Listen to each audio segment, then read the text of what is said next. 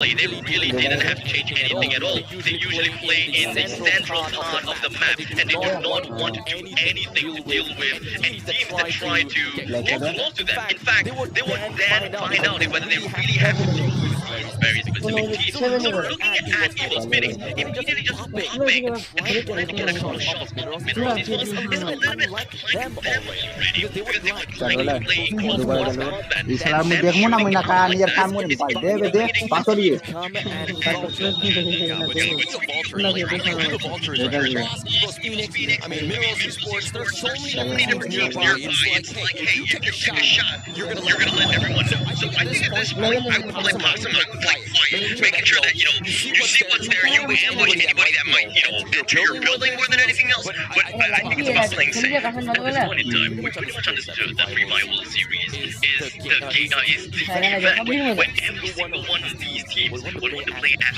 passive as possible. Because they understood what it means to win. It is no longer that 50-50 scenario that we usually see in the regional finals. It kind of seems a lot more like a 70 because you have so much more to lose than to win.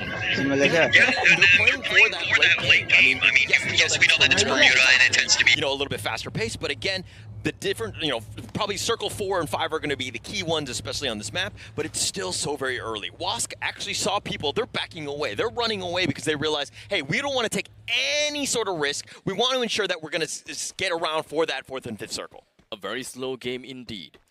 Teams are holding themselves inside of houses. They're setting up shop. And now with the 3rd circle being available for us to see, we are now able to understand where every single one of these teams are and who have the best position so far.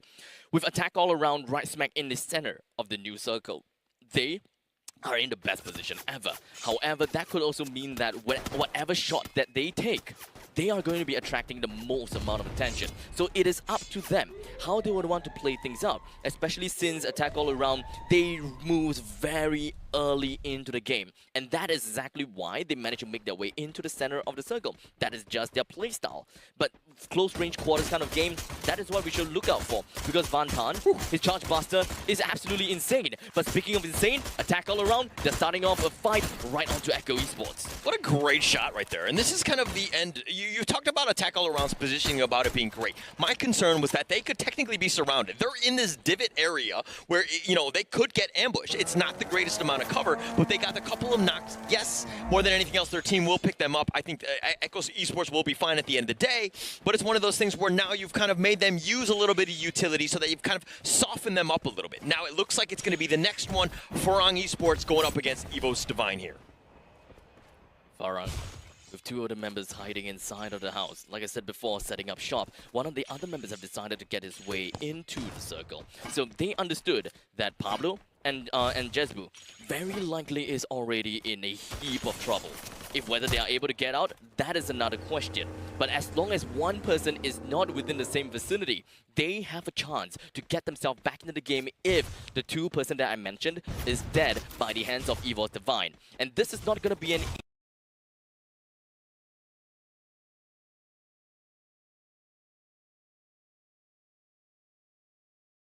easy take for Farang. It is not going to be easy for Evil Divine as well, because Loud, they just came right behind of Evil Divine, and Sam 13 is not exactly in a very good spot at all. That was a very interesting play by Loud. They were all the way in the storm, all the way on the east. They were just waiting it out, realizing that the 1st circle did no damage. They had their vehicles, and they were actually just staying put. And then all of a sudden, they had their vehicles, and they just stormed, Evil's Divine there and tried to get the early pickoff. It seems like it's one of those ambushing attempts, the amphibious assault, so to speak. People get caught off guard. It's going to be very difficult for them to kind of affect them in that sense. But, they're fine now. But it looks like, again, Loud, this is their gameplay. They just want to storm in, and they're going to make it a very easy time for them. In the meantime, Loud, they have made their way into the heart of Clock Tower. flying by and driving by a numerous amount of teams. They have been making so much sound. They don't even have afterburner, and to be honest, I'm surprised that they are doing exactly what I'm seeing right now. Too many eyes is going to be in the heart of the clock tower, and Minerals Esports as well as Loud, they are the one that may be in a heap of trouble based on what I'm seeing here. Okay, you played it patiently, and now this is the problem. You have too many players, too many teams that were in this vicinity. This is going to be a very messy fight. Farang gets the revive up here, but Loud, let's see what happens. Can Noda actually get the kill? He does. And it does like that. He did manage to put a glue wall almost immediately right as after he saw one person getting himself right out of the doorway. But he's going to be fine for now. He hits himself up to the second floor. He finds Hoda. He tries to get a shot, but unfortunately wasn't able to do quite that because Hoda, he is going to be on the side. Brings him down almost immediately. But Noda, he found himself back on his feet because his friend is just around the area with 4 kills. No, make that 5 kills to the side of Loud at this moment in time. They are going to be working their way through inside of this house. How far are they gonna go? That is the question. But now, Cluoso, he found himself already taken out along with the rest of his teams. Attack All Around are going to see this. They hear things. They know things are going on. Wask is going to be in position. Attack All Around have been the trolls under that bridge the entire time. They've been waiting for a moment like this. They want teams to team the third party each other. Vivocade and Wask are in a bit of a skirmish. Triple A is looking to just maybe get the flank, kind of find something. But they're playing it super safe. They don't want to give up anything. On the other fight that you talked about just earlier, Loud was actually insane. They're going to go, and it looks like they're going to go to Evo's Phoenix. Well, Noda as well as Lost, they did manage to get themselves a decent amount of kills onto their name. We have quite a lot of things going all around the map, but the main thing is that we have to take a look what is going on onto Loud. Kronos and Noda, the last 2 members coming from the side of Loud, but unfortunately Noda gets knocked down. How about Kronos? He found himself the kill. He managed to bring down Evo's Phoenix for now, and he picked up his fellow friend with 8 teams left in the map of Bermuda. This is just game number 1, and we are just getting the party started. Wask was eliminated in 9th. Loud and Evo's Phoenix were going at it. That was the fight that we wanted to see. The 1 and the 2 of the last year's, Free Fire World Series going back at it. But it looks like Evo's Divine here, last one. Beyond all by himself. He's going to throw out some grenades, probably take out Pablo there. He should be fine, but Farang know that something is up. Loud is on the other wing. He needs to be careful about just surviving. It's the, 8 teams left. They're not going to get a whole lot of placement points. This is a huge issue. But look at Loud, turning it up with 8 kills. 8 kills, K1, Noda, and Kronos. They did manage to get themselves out of adversary, and honestly, I am just baffled with how Loudon managed to turn the tides. Oh, how the turntables, I would say. And now Beyond gets a shot down on the spade. Farang, they are losing numbers by the very second, and Beyond, he's gonna be the last person of Evil's Divine. He can't get his way into any form of vending machine, and he gotta have to play as a lone wolf all the way until he actually make his way over to that vending machine. Oh, look at how this last circles are starting to go in. There's so many teams again, not a whole lot of space. People just want to breathe, but with that being pushed, Loud has been knocked out. Attack All Around has gotten some good pickoffs. They've had some great ambushing, and they're making sure that Loud doesn't cross that river very easily. Loud is going to have a hard time going up against a Titan-like Attack All Around right there. The Thailand team being very strong, but FRG looks like they've been eliminated. Beyond, what happened to him? He just went up and running, gets himself a quarter kill, brings down the entirety of Farang almost immediately despite being the last member left all the way down south. He's gonna be pretty darn happy with the amount of kills that he have got, but the question is, how is he supposed to get his way into the next circle? Because the circle is being gate capped by Attack All Around. Perhaps the fight between Attack All Around and Loud will be able to give Divine's Beyond a way to get into the circle safe and sound. Luca with a nice shot against Umbach. He makes sure he does get that kill, but Beyond, my God, he's turning it up. Oh, Loud! Turning it up. Loud is already out of the game, and now we have 6 teams left available. Evo's Divine, Attack All Around, Echo Esports, Vivocade, as well as Vastamundo. Evo's Divine just found themselves out of the game as well, thanks to the hands of Hoi Song. With the Charge Buster, they did exactly what they needed to do. The new circle has just popped down south. V Gaming is pretty darn close to the circle. Vastamundo, the Blitzkrieg! That is what I'm talking about! The Blitzkrieg is eventually just going to be making their way over to Echo Esports. They are starting, and they are understanding what exactly is going on from the side of Vastamundo. With 2 members from the side of Vastamundo taken down, they are immediately going to be shut down! Echo by Sports. 2. Oh my gosh, the dots, the duel, everything that you wanted. Vastamundo just trying to go in, but hey, sometimes it's too aggressive. You get caught out, and it looks like Echo Sports and V Gaming are going to skirmish here. There's just a little bit too much teams going on at the moment in time. Tanya, he finds himself right in the face of Koja because of the Charge Buster. He found himself taken down almost immediately. V Gaming doing a really good job as Van Tan gets himself a kill down on deck guard. Another players are now fighting themselves in the pack of the heat, unable to get themselves out of this unfortunate scenario. Attack All Around is going to be the main team that finds themselves in the central circle, the best position possible. That ambush. Oh, he kind of totally swung around and he caught him off guard. V Gaming is here. They've only got 3 players left. Attack All Around with 4, though. This is a team that's been, pouncing on. Their positioning has been amazing throughout. But look at Koja. Echo Esports, the last man surviving. Vivo Cade is still in this one, but it looks like it's going to come down to this.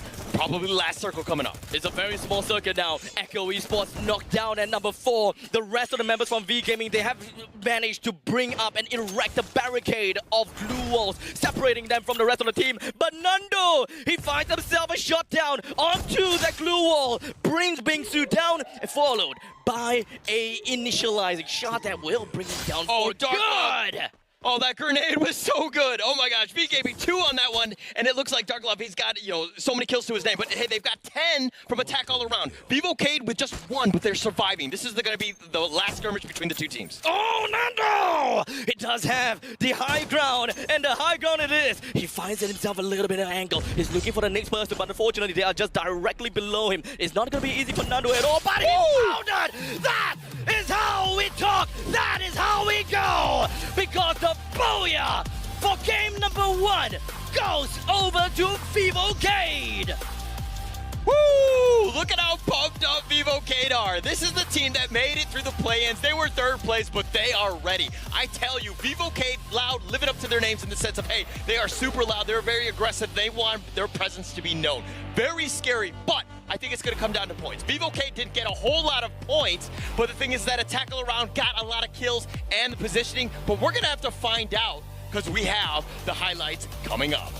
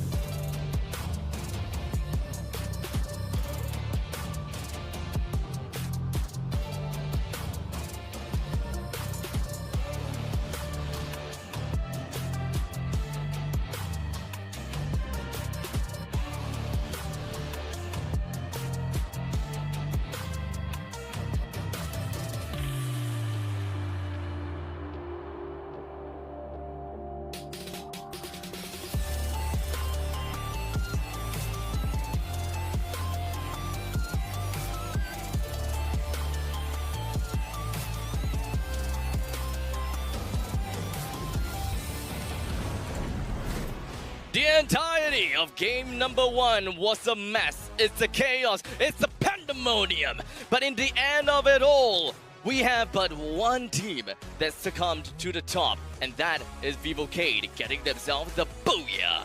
Vivo Cade, playing team. Attack All Around, playing team. Top 2 in this one. Attack All Around, you talked about their great positioning, and it was completely on point. They had vision of everybody. They were able to make some nice pickoffs.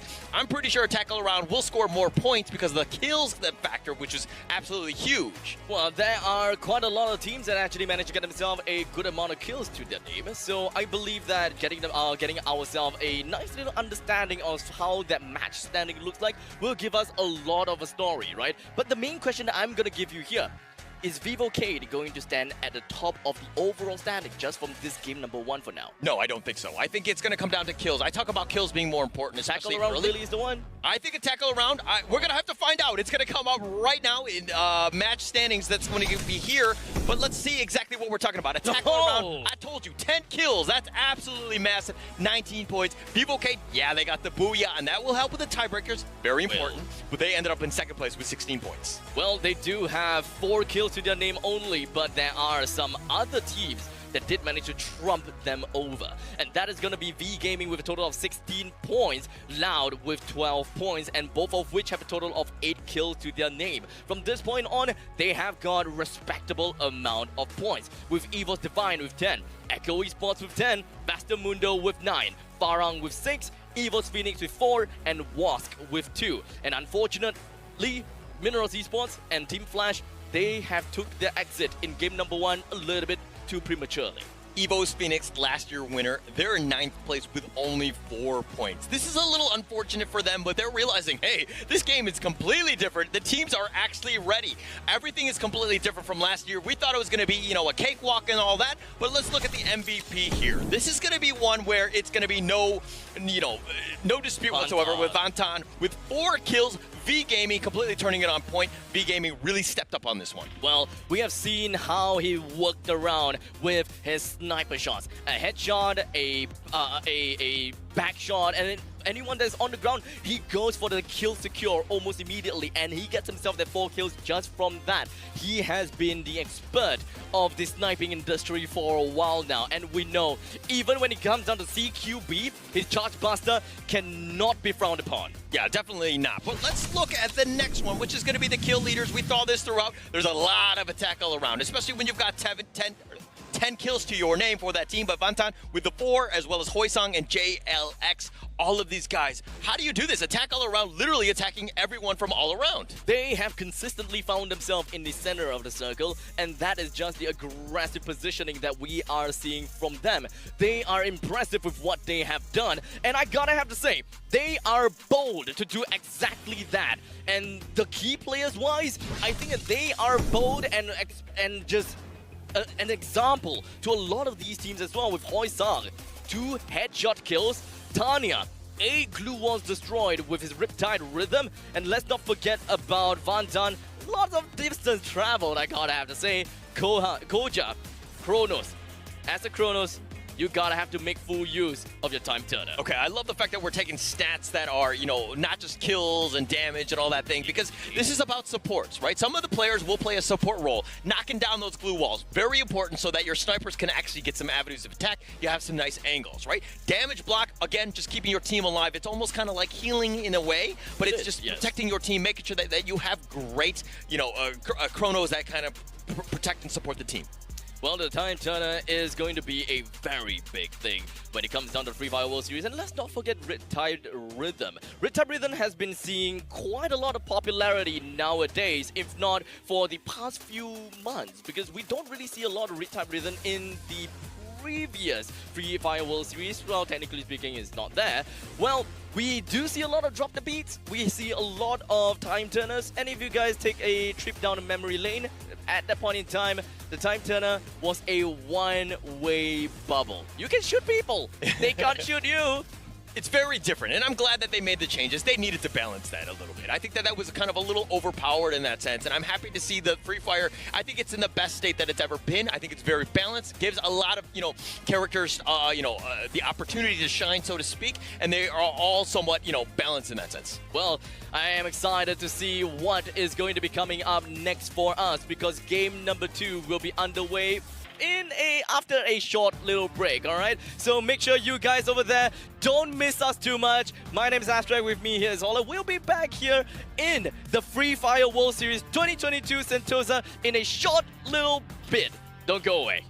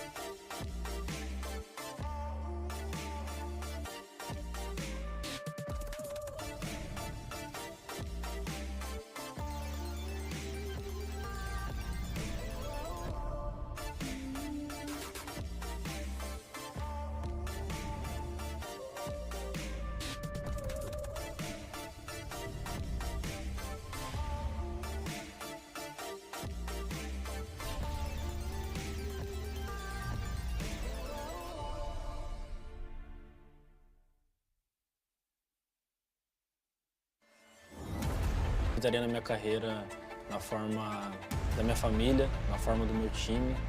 Acho que é um dos nossos sonhos, então a gente vai correr atrás. E eu tenho certeza que isso é só o começo. A gente vai batalhar para estar aqui mais vezes.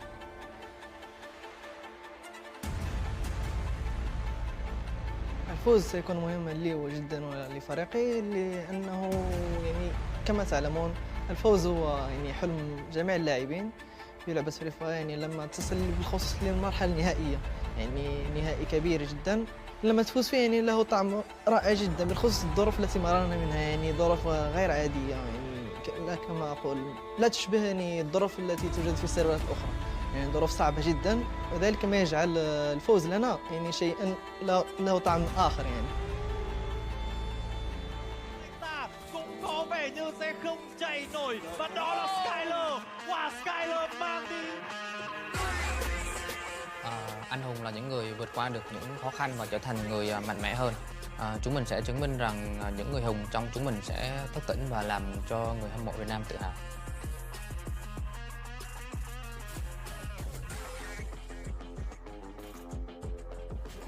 Kita akan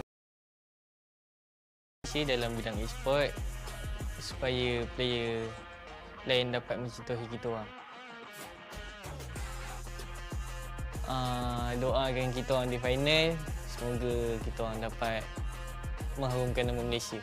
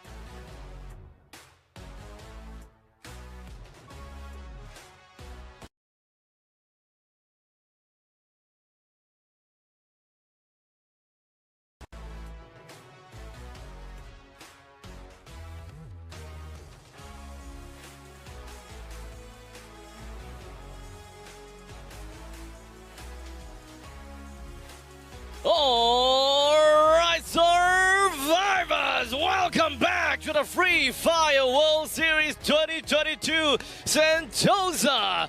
Game number 1 concluded, and now we are gonna be moving into game number 2 here in Kalahari. Yeah, and Kalahari is gonna change everything. We saw the first one, teams are playing a little bit more timid.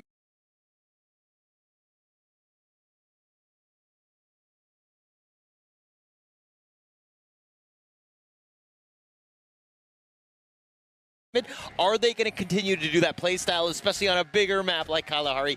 Everything is at stake. You do not want to be caught left behind, especially in the early stages of this Free Fire World Series. But hey, let me talk about Loud here. They actually ended up in 4th place. They got a decent number of points on the back of 8 kills. Yes, you only got 4 placement points, but they did very well, and they are in there. Very well played by Loud. Definitely well played indeed. But speaking of well played, I gotta have to say, well played!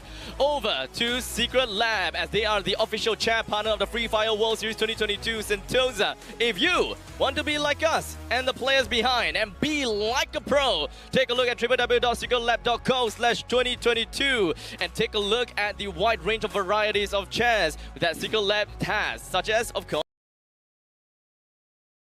2022. Yeah, and we're sitting in that, we're having a great time, and we're just enjoying the games. The lot of the matchup, it's going to be kind of crazy in that sense. But hey, let's talk about Attack All Around, second place, and then Vivocade. What did you like about that last match? Well, Attack All Around, I think that they are the one that really showed how being dominating and how aggressive in your positioning really means, right? Yes, Vivocade, they did manage to get themselves the booyah, but 4 kills, that pretty much means that they snuck their way through everyone, didn't participate in any fights, but they appeared right as they are the last 2 teams remaining. It is, and it could be a solution to get yourself the crown and the victory, but if there's any other teams that went bonkers, like what Loud as well as Attack All Around technically did, the amount of kills is just going to rack up, and there could be one point in time that they get the booyah, and, well, Vivocade might not get a chance for that passive gameplay. Yeah, definitely not going to happen again. But Attack All Around,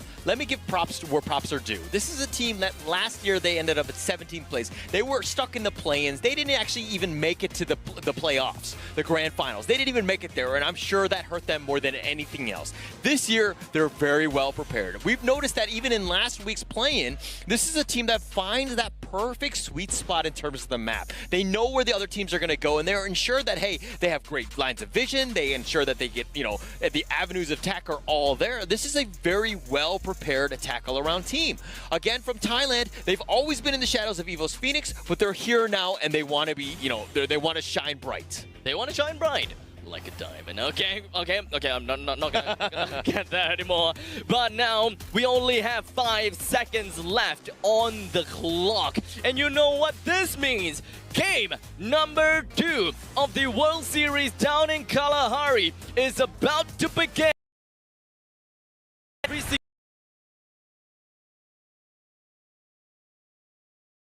Will get themselves the booyah. Which is the team will get themselves the most amount of kill in the sandy plains of Kalahari? There's no room for error. This is do or die at this point. Again, if you're on the bottom, if you've got 1 or 2 points, you get a donut, unfortunately. Yes, it might be unlucky, but who are you going to cry to? None of these other teams care. My mama? Your mom might, okay, well then I'll call her later if you know what I mean.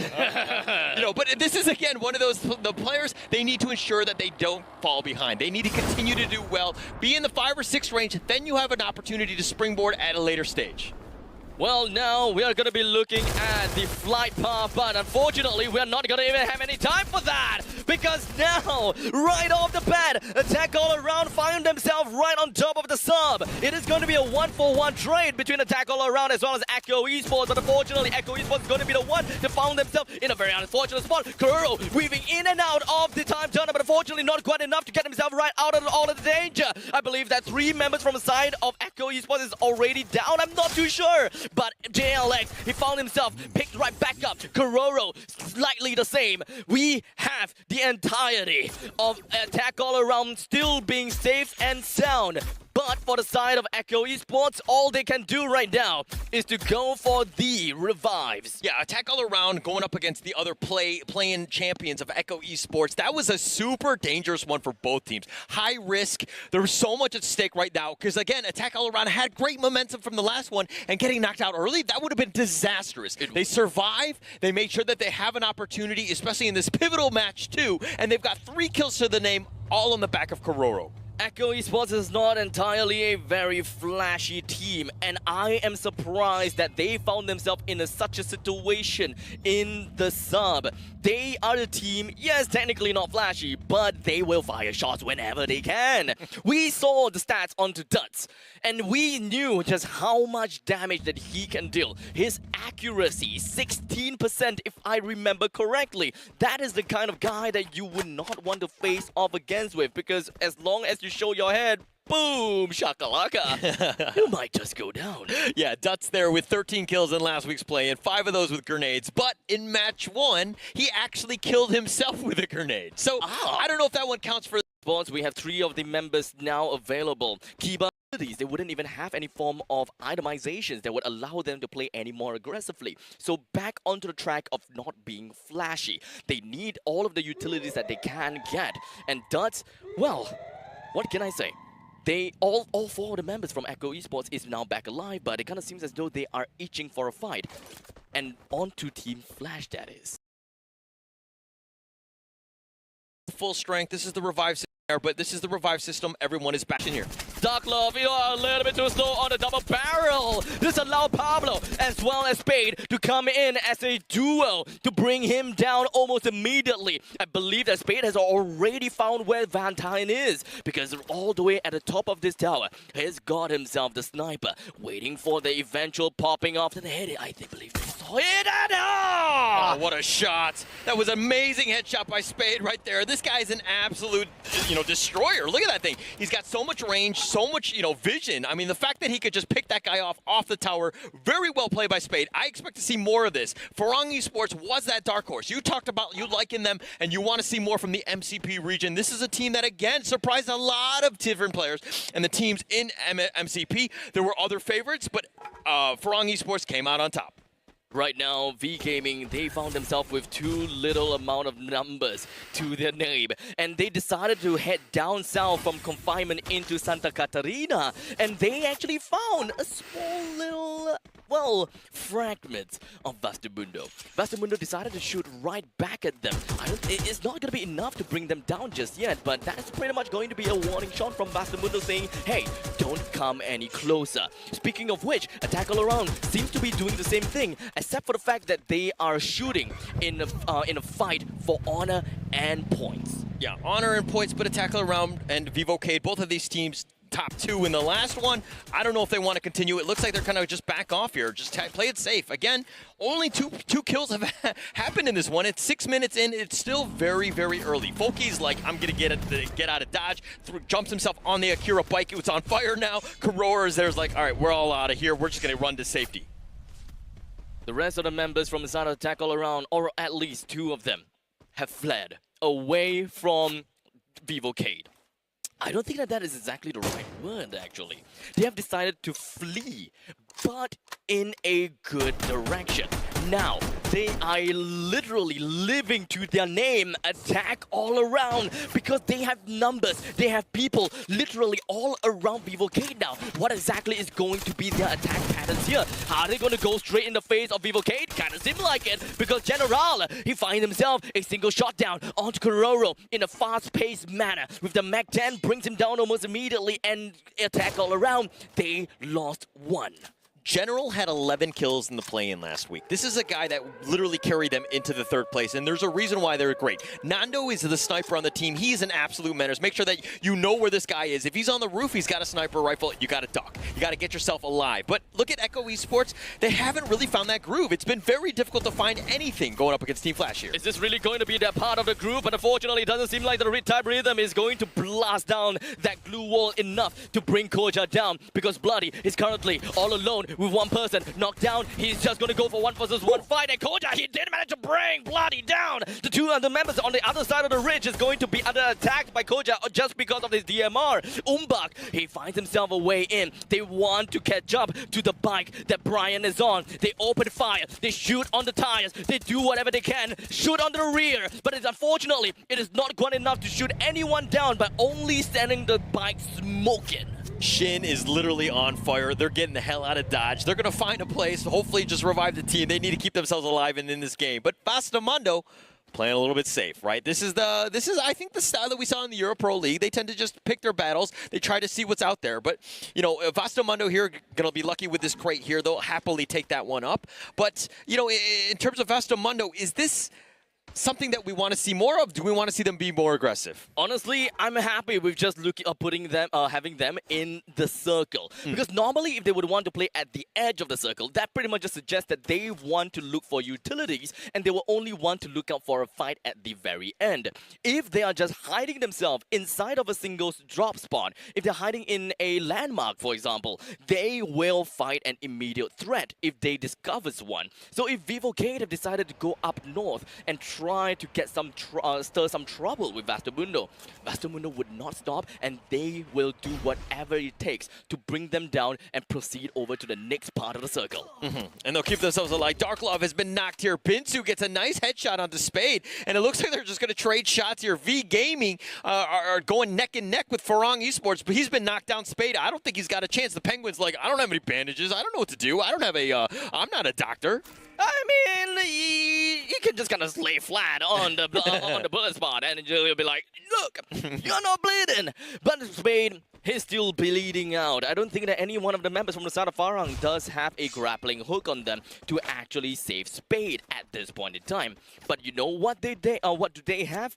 M79, and that is going to be the grenade launcher. And I believe and I hope that Jambol will be able to lay one down on his adversary. Yeah, it's going to be very close here. For Spade, looks like he's going to bleed out. No real chance. And this is my problem, right? With some of the teams is that they're too spread out. They're not able to support one another. If action happens, if he gets knocked, what are you going to do? Right? You don't have the grappling hook to come and save him. You have no real chance to really just help your team. This is one of those things where if you're looking at what Loud does, look at how close they are. They're almost on top of each other. They're holding hands, making sure that they're making their presence known just by sticking together. Okay, so now with the new circle that's going to be popped close to the center, but it's just down southwest a little bit. So none of these teams are actually inside of the circle at the moment as we speak. It requires a little bit of movement coming in from some of these teams in order to put themselves in a really good spot. But speaking of good spot, Jonah, he found himself a single knockdown with a grenade, and that is going to give them a numbers advantage if they move on to try to get a fight against Echo Esports. The Cruz, he managed to juke his way through. Make sure that he does not get the CQB combat against Echo Esports. Moshi coming in from the sides. Real flank. Doesn't seem like things are going to be well with Duds. Hides himself inside a container. Finds himself still knocked down by Jonah with a massive burst of damage. And now he's just going to be left with Koja, the last member remaining coming from the side of Echo Esports. And the only thing that he can do right now is make a run for it. All right, Evo's Phoenix, Evo's Divine were almost kind of helping each other. They were going for the same target there in Echo Esports. Dutz was kind of left behind. He didn't really have much of a chance. But hey, look at how crazy this World Series is. 12 teams left at 11 minutes. This is all the teams are just looking to survive. But there's so much action that's going on. They're making sure that they're not getting third party. VGM is on the run from Farang Esports. Do they get the knock? Well, they gotta have to get a knock and get the hell out of there as soon as they can, because the storm is slowly going to be constricting these teams. They have to run away soon before they find themselves in the middle of the storm. As they get the grenade launchers down onto Bingsu, brings him down, and Jambles gets himself a kill just like that and allows them to move right on onto the next zone. Loud is going up against Minerals Esports. They're going to look to just get this flank. The glue walls have been put up, but Minerals Esports hiding in that tent. I know Con7 is going to look to just go for this last. Actually, he's going to go super aggressive into this tent, and he just unloads lead. K1, he have not found a single shot just yet, but eventually, the members from Loud, they eventually want to find themselves in an eventual place to bring one person down. K1, he puts himself right by the gateway. He found himself knocked down, unfortunately, and that is going to be fixed to get himself a single kill right onto the name, with 3 of the members just going to be camping right out of here. The rest of the members coming from Minerals Esports were really hoping that they will be able to get themselves out of there, but unfortunately it would not be the case. Minerals Esports finds themselves knocked down first, and shortly after, V Gaming. Loud was completely clinical on that one. They made sure that they bashed through the glue wall. They got him, but they got eliminated there. Oh, Evo's Phoenix coming out of the blue, and it just takes him out. They got knocked out 10th. This is a travesty for Loud. And now Vastamundo, they have understood their assignment here. With a lot of teams that has already been knocked down, they know that they are one of the 9 teams available. 28 members left. They are still full of ammo, still full of utilities, and they are just excited to see what is available. The Rhythm blast off down onto the glue walls. They did manage to put a decent amount of damage down onto them. Another one on the Riptide Rhythm, leaving Finn gonna be the last number 11. Doesn't seem like the rest of Sao Pablo and Farang Esports is able to do anything right now. Too bad indeed. That is gonna be Farang knocked down. Yeah, Vastamundo right there, shooting fish in a barrel right there, just giving no chance. There was no cover, nowhere to run, and Vastamundo were like, hey, this is the easiest shot in the world. I'll just happily take all of that. And they do collect 2, but Team Flash now eliminated 9th. pretty bad for them. There's still one member from the side of Farang, but I can't spot where he is yet. Perhaps in a while later, we'll be able to see where exactly he is. Wask, they have been quiet. They have been living in the shadows. And I don't think that they have done anything at all just yet. Mr. Ali knocked down and executed almost immediately. Beyond was hoping to get himself into the next part of the circle, but unfortunately, Wask is just around the area, and so is Vastamundo. And Vastamundo gets himself a 3 headshot thanks to Luca. Amount of kills are just pouring right in with Vastamundo in the northeastern part, Wask in the northern part, but attack all around as Echo Esports are in the center. This point in time, anything could happen. Oh, Vastamundo, they smell blood. They know that they've all been knocked. They're going to run right into Wask. They want to clean up all the kills because they know that they're just easy prey. But Vastamundo have done great job of altering kills, ensuring that they're in the right position. This is perfectly the way you want to play as Vastamundo. This is going to be the blitzkrieg coming out from Vastamundo. They're not going to be letting the members from the side of Wask take a second to breathe. But I believe that they know that they don't have a lot of glue walls left. So not exactly a blitzkrieg, I would say. They would just take a couple of shots, then glue wall, shots, then glue wall, and just like that, Vivo Cade finds himself eliminated for now. But how about Wask? Not exactly over just yet. Dowley, last man, Wask, 5th place! Vastamundo, 9 kills, 2 have been knocked. They'll easily pick that up. But Evo's Phoenix back to last year's Free Fire World Series win form with 12 kills.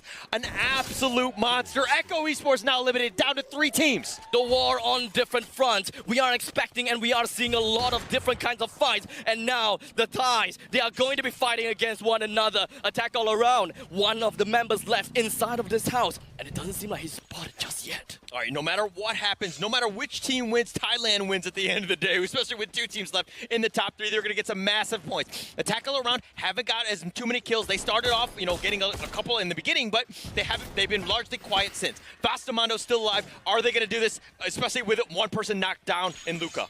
Well, it is a knockdown, not exactly a delete just yet. Wait, 2 of the members from the side of Vastamundo is actually knocked down, but it doesn't matter because they still have 3 members left going on around. Evil's Phoenix, total of 14 kills. The Cruz moves on, gets himself a shot down on the Blazer 10. He's going to be down and dusted. The rest of the members from the side of Evil Phoenix just going to be making full use of the numbers advantage to eventually move down onto Luca, brings him down with a grenade. And Nunes behind the tree. He's going to be completely backed up against the wall.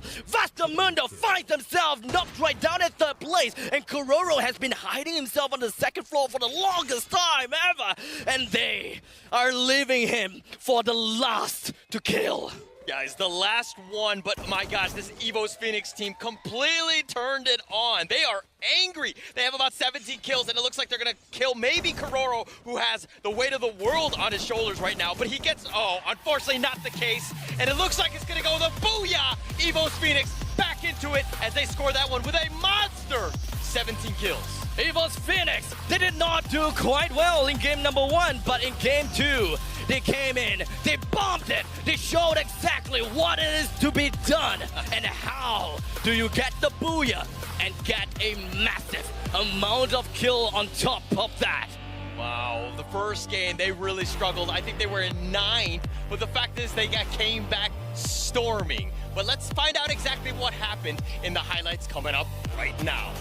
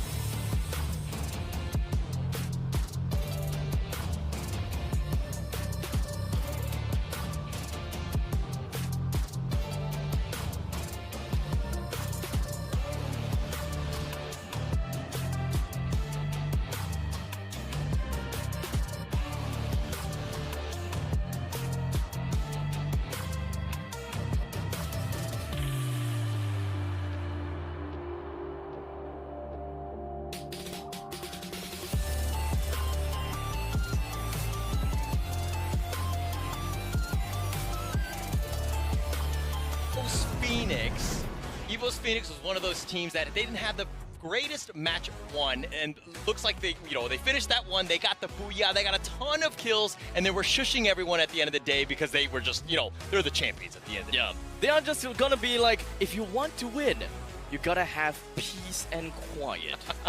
That is kind of how they will be playing so far, From what I heard, when it comes down to the trash talking session, they weren't exactly very trash talky type at all. Yeah. I mean, the thing is that they are in position, they should be the only ones trash talking. When you're the champions, you're the only one that can just, everyone else should be bowing down to them, right? At the end of the day, they are still the champions until we crown a new one today. We'll have to see. But that is a great start, and that's exactly the bounce back that we wanted from EVO's Phoenix. Well, like I said, game number 1 may not be so good for them, but I think that game number 2 carries a lot of weight. The amount of kills that they have gotten is definitely off the charts, I would say. But would they be able to play it consistently, though? Because game number 1, not so consistent. But game number 2, that is the pace that we are expecting to see from EVO's Phoenix. I mean, how crazy. Oh! 18 kills and the booyah. I mean, you could have your cake and eat it too, apparently. EVO's Phoenix is on top, but I love the fact that Vastamundo, they bounced back as well. That was a very impressive game by Vastamundo. They had a total of 9 kills, with a total of 17 points to their name. And following after that is Attack All Around that lost 5 points to them, and that is a total of 12 points. Evil Divine, 10 points, and so did Vivocade. Echo Esports with 9 points, Farang with 8, Wask with 7, Loud with 6. Oh man. Yeah, that was not the greatest one. I mean, they still got 5 kills. They're still managing to do this. But it seems like they've been, the deck is stacked against them. They haven't really been able to get a lot of the placement points. And I talk about the randomness of this, and you're seeing some of that effect. But how does Loud bounce back? I mean, especially with only 6 points there. Team Flash with, 10th place with 3 points. V Gaming and Minerals with just 1 each. Yeah, they got a kill, but they didn't get any placement points, which is a little unfortunate for them.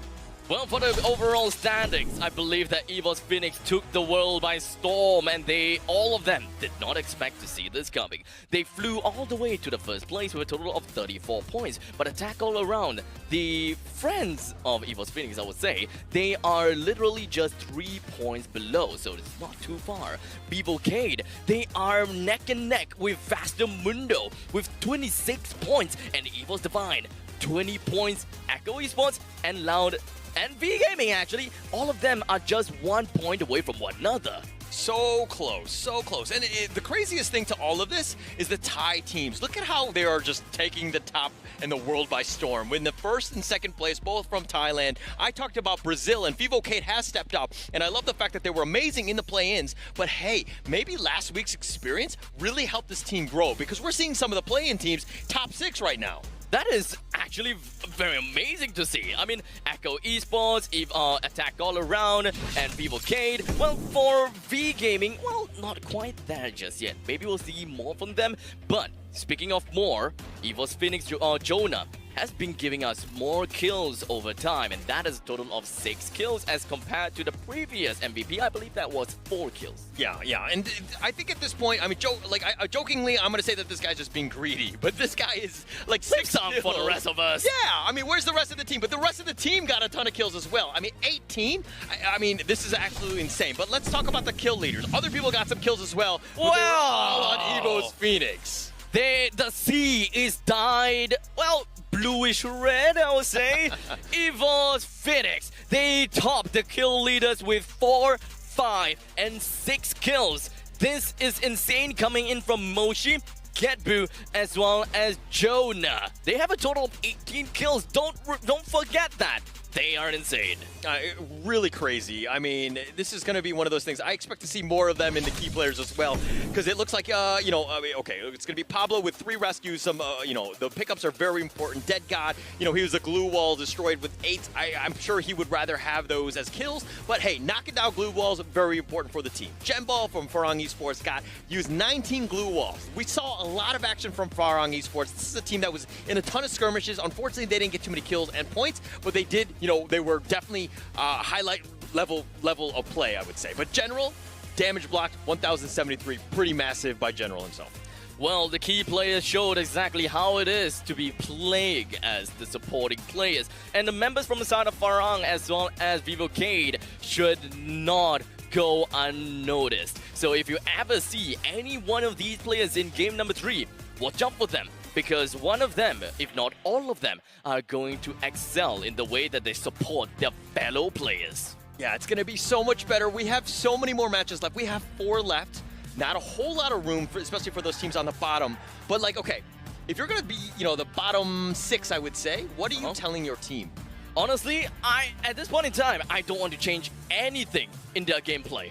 All I gotta do is go loud, go hype, go pumped, and get everyone's morale all the way up, up, up, and let them know that every one of us in the team is the best. Yeah, I think that it's just keeping, just do what got you here.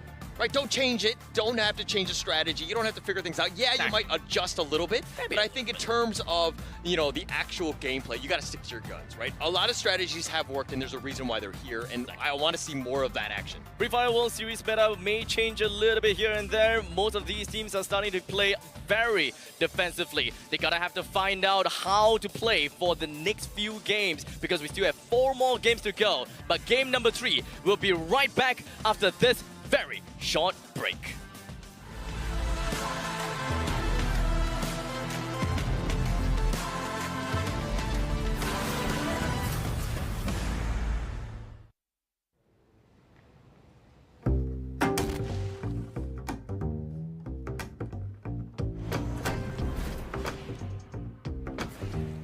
احنا واسك ما كيهمناش جميع الفرق اللي كاينين هنا بالخصوص فينيكس فورس ثم البطل العام اللي فات وهذا العام جينا باش ناخذوا البطوله منكم นายไม่ต้องพูดเยอะหรอกนายให้ผลงานพูดแทนดีกว่า Hey, lu mau ngalahin Phoenix?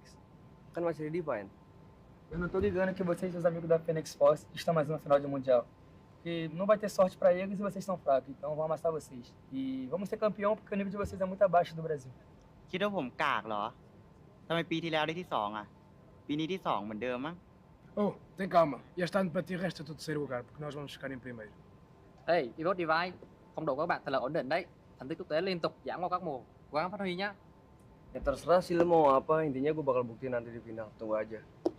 Aku rasa tim kau biasa-biasa je. And cakap kat Brian jangan jadi support kalau beban. Ryan là hỗ trợ, nhưng mà số kill nó kiếm được trong trận chung kết sẽ nhiều hơn bạn đấy.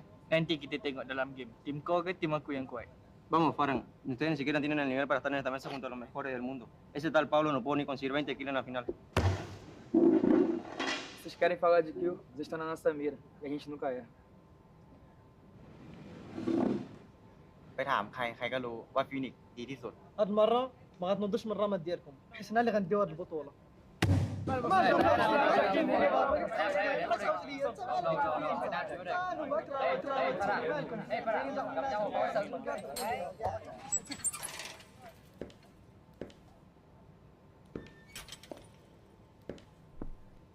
Thôi, ai vậy? ما عرفتش شكون هادو Por que vocês estão? Chúng tôi đang để chức vô địch. Sau trận chung kết lần này, các bạn sẽ biết Vi Kim Bình là ai. Việt Nam mãi đỉnh. พวกเองอ่ะเดี๋ยวได้เจอแอคแท็กออลาวเดี๋ยวก็รู้ว่าใครเก่งกว่ากัน Não viemos aqui à toa e não passamos pra brincadeira. Vamos amassar todos vocês. Gua dan tim gua bakal juara PPS kali ini. Buat lu semua, hati-hati ya.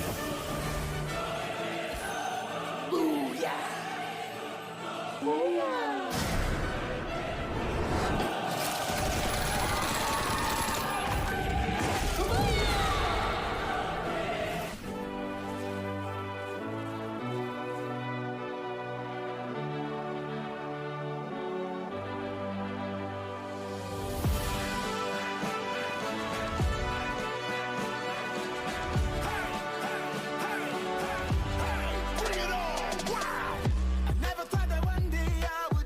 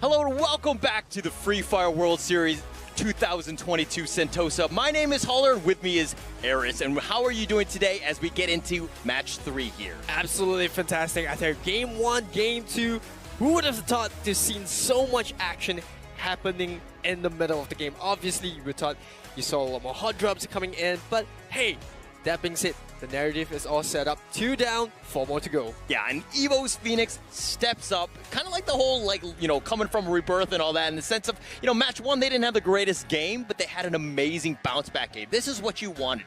You could see how much confidence, how much anger, I would say, and how much preparation they had as they're back here, because they were ready for this one. They came back storming with 18 kills and that booyah. Yeah, I mean, they had a lot of fights happening as well, but talking about fights, let's take a look at our official gaming chair sponsor, and that's none other than Secret Lab. It's going to be the official chair partner of the Free Fire World Series. It's secretlab.co/2022. We're in the Titan Evo. Make sure that you do get, a chance to at least sit in it because it's super comfortable. It will help you game, and of course, all of the Free Fire players are sitting in the chair as well. Yeah, absolutely. So if you want to game like a pro, get yourself one of these sweet gaming chairs. And that being said, let's take a look at, who you think will be heading into the favorites for third game. Okay, every time I put out a favorite, I become vulnerable, right? And I feel bad because I feel like I'm putting too much pressure, or I'm cursing them or something of that sort, because, I talked about Loud. They kind of haven't really done all that well, right? I think a lot of the teams have kind of found out what they've done, and this is a very aggressive team, and they've been very unlucky. They have not gotten any sort of placement points. Yeah, absolutely. They were caught out of control, by Evo's Phoenix, who had a fantastic round in the previous game, right? You talk about it, 18 kills along with the booyah to accompany with it. Even AAA, who were really strong in, just holding their fort, they had to, kind of just turtle up and make sure that the last remaining player, which was Kororo, had to pull out the turtle strike just to get second placement in terms of points. And speaking of points, a lot of the teams are knowing that they're very important for those placement points. We've seen, 12 teams surviving at the 11-minute mark, right? Which is very different from typical Free Fire World Series, play, right? Where we see usually one team gets unlucky, they get knocked out on a drop-in. But, in this case, almost all of them have been able to revive themselves, get themselves back in the game. But this one's going to be purgatory, a little bit of a change of pace from Kalahari. What are your thoughts going into this match 3? Yeah, I think we're going to see a lot more action happen in the first half of the game, I would say. That's because a lot of these teams like to hot drop. We talk about Vivocade and Wasp. They like to drop into Forge. And then another one that I would like to point out is actually Evo's Phoenix themselves. They usually drop into Marbleworks, where Farang also loves to drop in there as well. So we could possibly see one too many fights happen in the first half of that particular map. Yeah, it could be hot, it could be heavy. We're going to see how that one plays out. We're going to go into game 3. This one's going to be in purgatory. There's going to be so much at stake. You do not want to be behind going into the end of the first half. We're going to go into this one to see exactly who wins out in purgatory. Yes, absolutely. Let's take a look at the map as the players drop into the third game of the day of the Grand Finals. It's Purgatory. And Purgatory, here we go. This is going to be a crazy one. There's a lot of rivers. There's a lot of strategic elements. Landmarks are very important. Where do you take it? Where do you play? How do you kind of do this? But let's look at the points exactly to see where we can go, how we can get ourselves into the money. We want to be in the top 6, I would say. But, of course, all of these teams are getting money.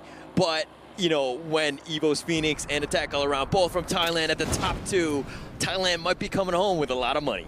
Yeah, I think Loud would be very happy with this circle, right? If, and only if they drop to where they usually drop in Crossroads. We saw the blue zone there, plenty of loot available for them. So like I said, Loud would be very happy for it. Immediately, we get V Gaming into some action alongside Vivocade. Okay, V Gaming and Vivocade were like, hey, we both have a team name of V's, but, Nando's been knocked out. Vivocade, this is a terrible start for them. They don't want to be in any of this sort of action. Modestia is just like, I'll stay on this watchtower. He tries to go for some sort of action, but on the other side of the map, Bastamundo in a skirmish with Echo Esports as well. There's action all around. I was telling people to hold on, but nobody wants any of that. Absolutely, Bastamundo starting off really strong. Now moving on to the updates here, we see Luca just taking the high ground. Disrespect! Immediately gets a knockdown onto Ombak. Oh my gosh, did you see Luca there? He planted the stand right on the dead body of, the Echo Esports player. I didn't catch the name, but unfortunately, he just let him have it. He didn't go for the kill and then the plant. He went for the plant and then the kill, and that's, this is what I love about this game. The trash talking, the elements of, T's involved.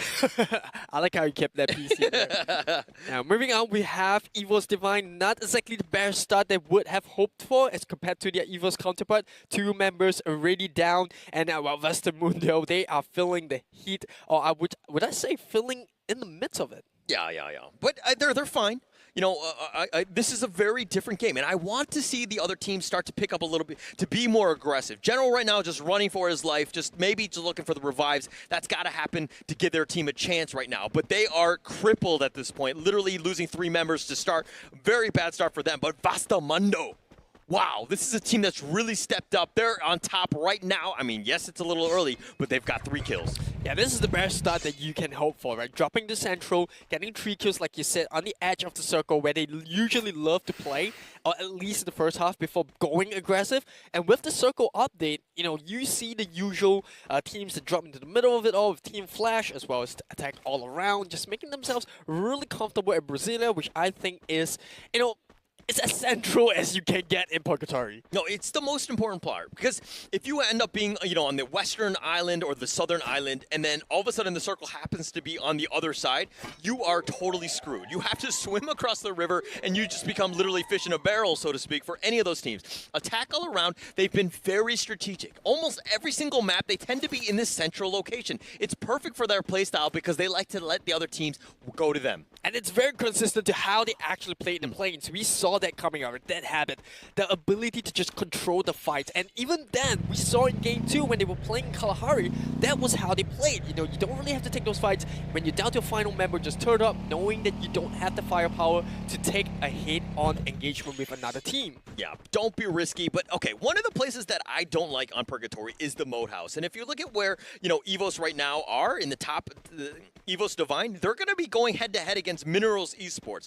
I don't think that that's a skirmish that people expected. Moat House is one of those types where I literally have a moat in a house, and yet you're coming towards me and crossing the river. Very dangerous spot. Jota right there. Hota getting shot out right now by Beyond. Yeah, Jota had to find that out the hard way, and Beyond, like you said, getting those free taps. And here comes the rest of Minerals Esports just piling on, but Beyond holding his ground right there, and he's doing a fantastic job at this as well. He might just get a second kill, not exactly in his favor there. Fixer's gonna get the knockdown. Yeah, though it was a 1-for-1 action, and they're going to continue on. Who pulls out so far? Minerals Esports has done quite well thus far, and it looks like they're going to pick up the rest of the team. This is a massive win for the Latam team of Minerals Esports. They got 4 to their name. Hota, the MVP on their team, the latest acquisition. Yes, they've only played 2 years in the Free Fire Pro League, but my God, this guy's a monster. If anybody's looking to get into Free Fire, understand how this guy plays, because he's just going to help you improve, because he's just so mechanically sound. Everything that he's doing, you need to do as well.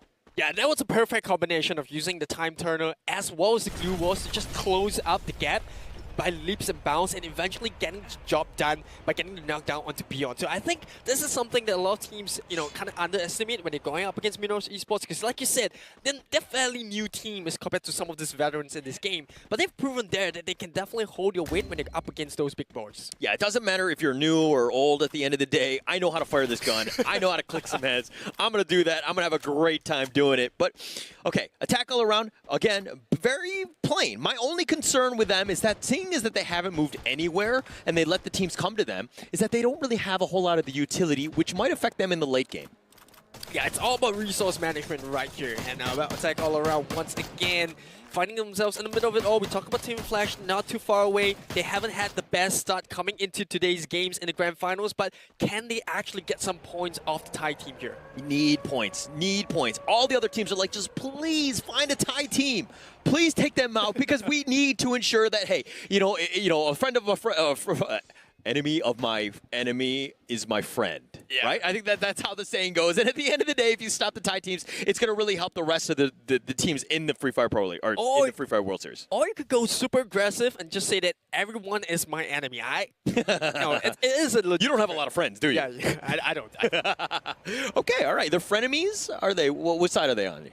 I guess in the case for Attack All Around, everyone's the enemy. Kinda. You saw them play that in the first 2 games. They don't care which team you are. As long as you're coming up against the high ground, our ground, we're gonna take you out. Yeah.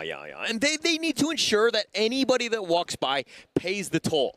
Right? You have to be that troll under the bridge. You have to ensure that anybody that walks by is making sure that, hey, this is a scary team. You got to be careful of all the different angles that they have, and they're going to be safe. But they're right in the smack dab middle. Right? If you're looking at some of the other teams, look at Loud in the Northwest. Hasn't really been able to find anything. But look, Team Flash looking to find something. Yeah, they got the first knockdown. They do lose Bloody in the midst of it all, but that is a small price to pay as they take over some control from Attack All Around. We do have members in the vicinity. Danger Zone now going to be pushing them away. Shin dropping down the first. The shotgun to the back of the head of Folky as he tries to make an escape, but only finds himself dead. Okay, Folky. I mean, if you're going to shoot the guy, maybe you shoot him in the face, not in the back, huh? No respect. No respect. That's just disrespectful, right? You take whatever points you can get. Yeah, no, actually, I would shoot the guy in the knee first, and then I would then, just plant the stand, and then, okay, there's a reason why I'm not in the Pro League or in the Free Fire World Series. Yeah, I'll be calling you a BM out for that. But now, taking a look at the update right here, Minoros Esports, obviously at the top of the table, 4 members still alive, 4 kills in the back. V Gaming not too far off with 3 kills of their own. Yeah, and Team Flash doing pretty well. This is the bounce back game that we wanted from the old Burst the Sky team. They have a lot of experience coming in, playing in the last year's Free Fire World Series. I expect to see more. I wanted them to do more, especially since they were the top team in Vietnam. Vietnam, very strong region. V Gaming as well. There's a reason why there's 2 teams out of 12 in the entire world playing in the Free Fire World Series, but they haven't really had a whole lot of success thus far today. Yeah, hopefully they will have their fortunes turned as we do get the circle update closing in. Brazil is still in it. I think this is really good for some of these teams that have already crossed the bridge. Mainly EVOS, rather both EVOS teams do like to take a little bit of a slow approach at the start, but now we're starting to see teams from the bottom end. Westermundo taking a fight against Wox as well as V Gaming. Yeah, and okay, if we see what's happening, V Gaming is just going to have to just buckle himself in right now, keep those glue walls alive, at least for now, but I don't know where the support is. Wosk is getting shot at, and it looks like V Gaming are kind of just a bit of a skirmish, and Nunes from Vastamundo have actually third-partied, and they're at the right time at the right place. Yeah, Vastamundo is masters of this. They love this third-party fights, and they're finding themselves ripping the rewards. They get a couple of free knockdowns there. Wosk gonna fire some back as own. Blazzario gonna be the first one out. Already the Blazer 10 is gonna be first one out. Wosk, just trying to buy time, trying to close up the gap, trying to cross that river, and Vastamundo not letting up this fight. Yeah, not giving him any space to go. There was the bridge, there was that river. This is the problem with Purgatory. You have to make sure that you're in the right spot. You do not want to be going from open areas to try to find some cover at that point. At that point, it's way too late, and Vastamundo are on the run. Look, we see him running down the riverbank, and he doesn't want any part of, Echo Esports at that time, but Farang, right nearby. I don't know if this is going to be a great stop for it, but Farang gets a nice shot onto Koja. Yeah, just taking the time right here, and Farang, they had a better second game as compared to the first. I think they want to ride this momentum, and Koja, what are you doing? He tries to scout around, and Too Bad just gets a free knockdown here, but he's in a lot of trouble. But the rocket launcher buys him up, and Spain comes to his rescue as well. Now Echo Esports, they are punished for this push, and here comes Jambo trying to get the job done onto the last member. Dutt trying his best, but Echo Esports gets blasted in their face. Echo Esports out. This is the #1 play-in team. They were doing so well up until that part. That seemed like a little suspect play where he was driving around on the bike. I don't know what he was doing. I think he was doing donuts or something. I don't know. But he was just like, hey, look at my bike. But then he just got shot off it. And Echo Esports pays with their life. They're down with as the 11th team, but 10 teams left. There's still plenty of time for these other ones to make a move. Loud, on the other hand, kind of quiet. They need to be more aggressive. They're playing it incorrectly. They're behind. They need those kills now. Yeah, we saw that in game one in Bermuda, where they rotated really slow, and this is very unlike Loud. You know, the Loud that we knew from last year's Free Fire World Series, they were aggressive, they went for kills, they were decisive, they got lots of frags, but this time around, seems like this switch up in play not really suiting themselves. It's awkward, right? You're playing on the main stage, there's a lot of eyeballs watching you. You have teams that you've never played against. The meta is completely different, right? Getting yourself in that position where you feel comfortable. Like in the other leagues, you play against those teams for like 6 weeks in a row. You understand the play styles and how they're going to be playing, so that you kind of get, you kind of understand what the teams is going to do. But if we're looking at Loud here, they're getting some free shots on the Farang Esports. Loud, a bunch of vultures, they're making sure they get every single kill. Yeah, and similar to how Bermuda was played out, Farang and Loud, they rotate slowly here. Farang on the receiving end of Loud's rough, and now heading into the southern end of Circle, Westermundo, going up against members of Wask, who are doing a fine job of getting those free shots from the top. But Mr. Ali just unfortunately gets knocked down from Crusher, who's at the bottom of the river, getting those, pretty free shots towards his direction. Okay, Mr. Ali was the MVP on Wask, and it seemed super awkward because the rest of the team was getting shot at, and they're continuing to get shot at by Vastamundo here. Crusher just completely on point. Nice knock there, and it looks like he's going to be the last one, and they get the other one, and they clean up Wask. Vastamundo is on a roll with 8 kills to their name.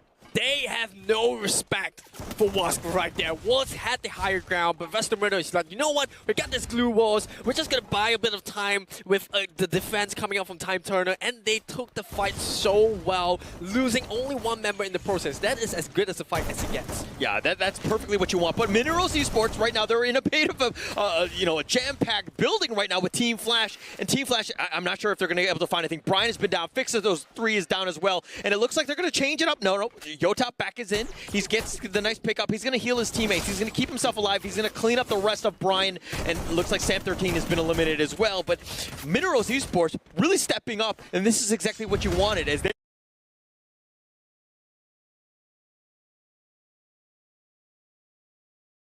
were, I think the top, the bottom 2 teams right now. Yeah, they actually challenged Evo's Divine at Moat House early in the game. They got a kill, the first kill, I believe, and then now they are looking to take this fight and try to job. And here comes Loud coming in really loud, no pun intended. 3 knockdown, Spade goes out, and now they're wrecking up to 6 kills. Well, scratch that. They take out Farang, who bows out in 9th place. Oh, Loud. See, they're so good with their ambushes. They catch a team out, wide out in the open. Farang Esports is like, whoa, what was that? He gets knocked, and then all of a sudden the rest of the team is eliminated. Team Flash has been eliminated now as well. Minerals Esports with 8 kills to their name. Again, both of these teams really needed to step up as they're looking to just close out the first half with Game 3. Yeah, Latam teams, they are here, and they are here to stay. They did so well in that fight, and now that leaves Evo's Divine with the remaining member in Beyond, who, ironically was the member to first go down at Moat House. And now, looking at the update, Circle closing into this area where there's not too much covers on. Very tactically challenging with the verticality on this side of the map. Okay, Vastamundo has Luca left. He was the last one left on that team. This is great for them. Yes, they have 9 kills, but now it's about placement points. It's 7 teams left. There's plenty of room to figure something out. Evo's Phoenix have taken the foot off the gas. They're like, we don't want any sort of action. This is not the one we're going to look to just go. We're going to look for pickoffs. Jyota will just gladly sacrifice him to the Storm, deny points to the rest of the team. Evo's Phoenix is there, but V Gaming with 6 kills. A lot of these teams, man, look at how many kills they have.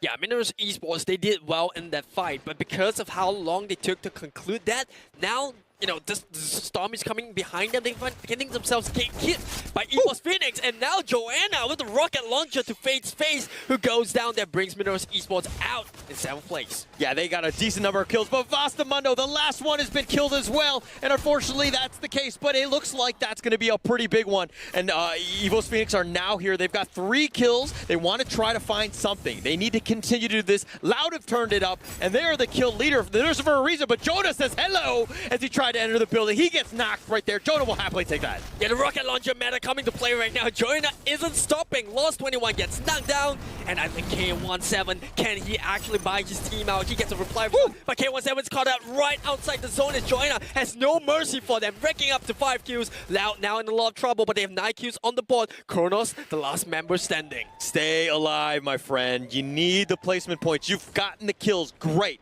You're down to the last man. Don't take any sort of risk. Make sure that you have a chance here. Louder down to the last member. Kronos has to play smart. He has to play quietly, but he's been eliminated.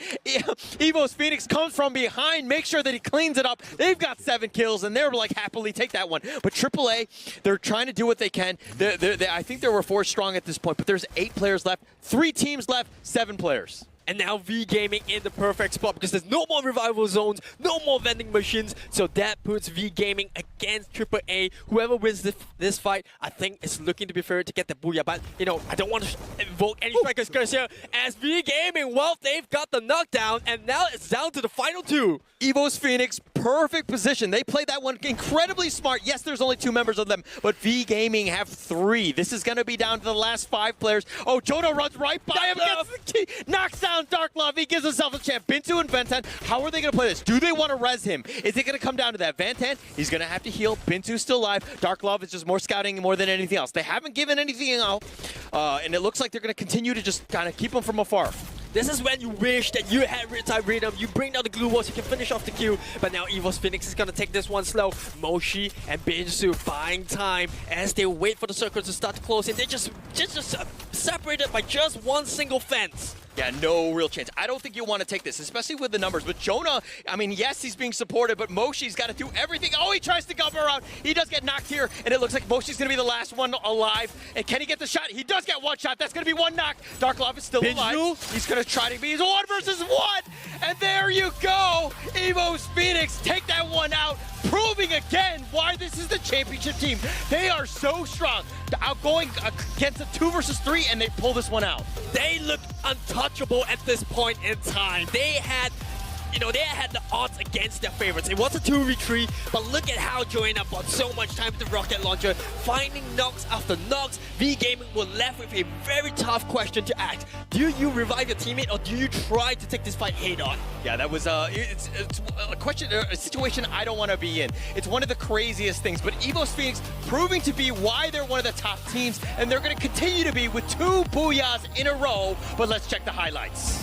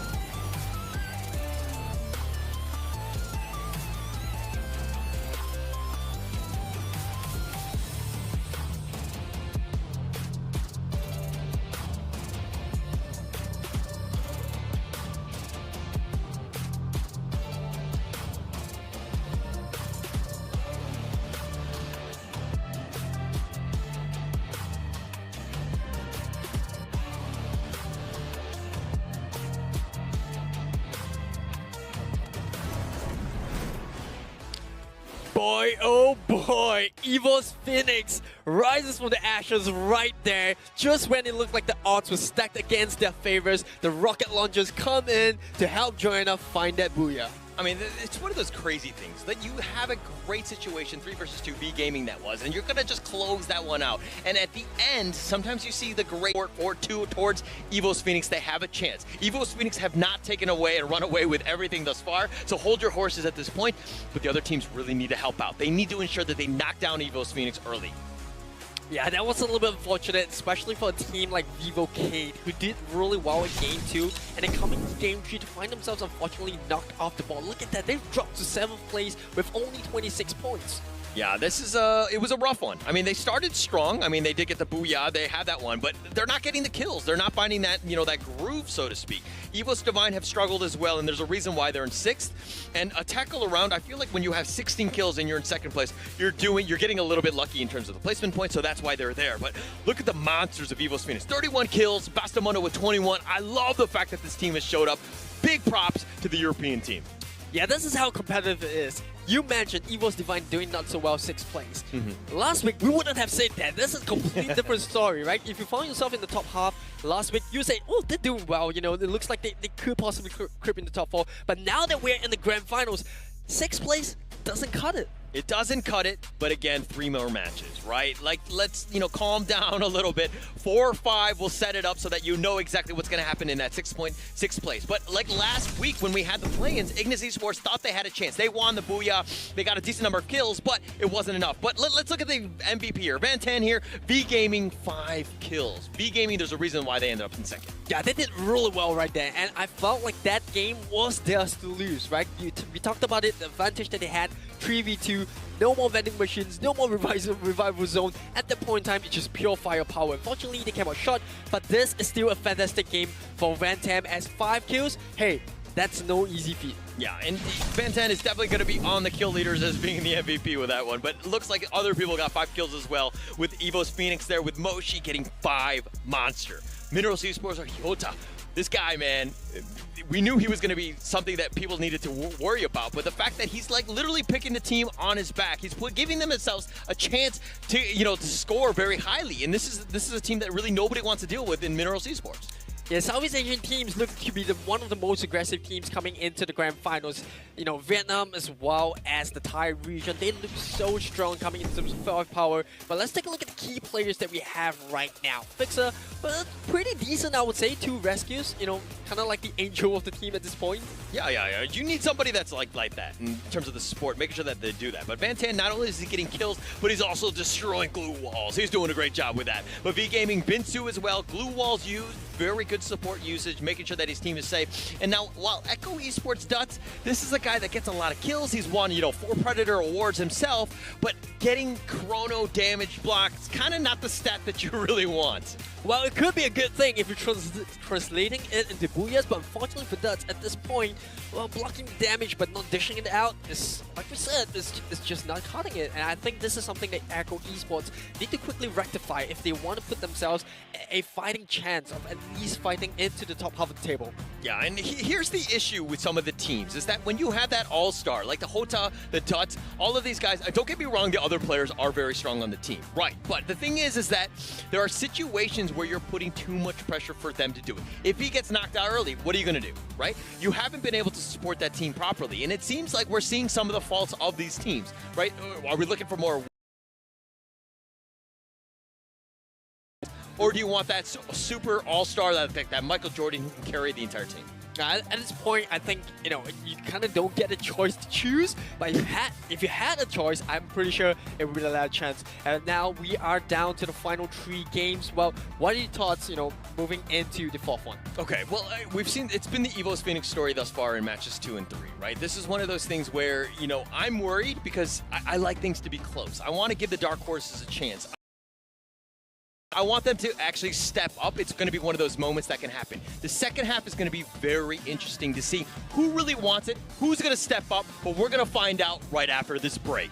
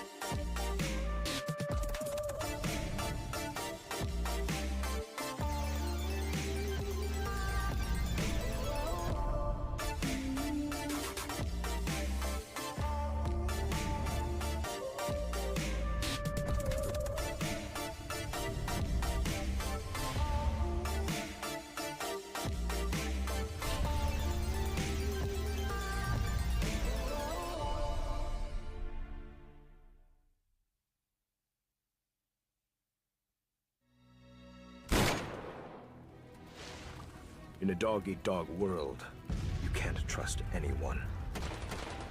Only your gun can show you the way to survive. In a world where everything has changed, I fight for myself. The techies are no longer a small gang in Greece. But I cannot yet lay my old buddy down to rest. Just like a shark, you never stop swimming. Even though I am blind, I can see the world better than the so-called sighted people. Now that I've picked up the scent, all I need to do is hide in the shadows.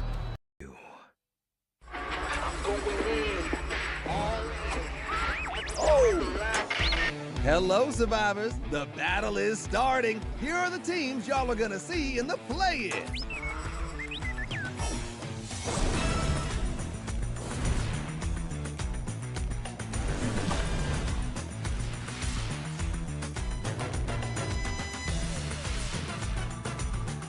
Among them, just a few teams have a shot to make the finals.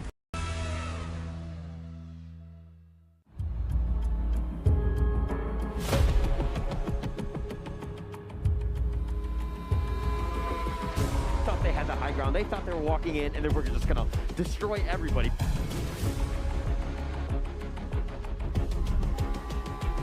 Knocked down as well, they managed to hold their own with only one member left.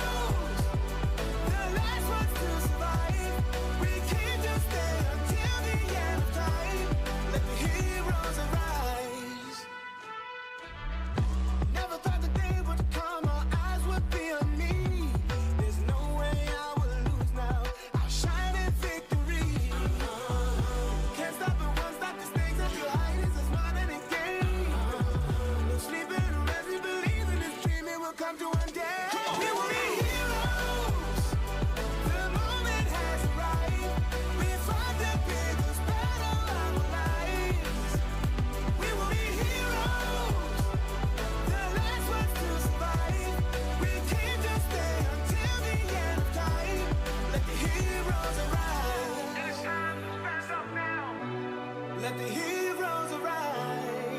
There's no stopping you right now. Let the heroes arise. There's only one way. It is up.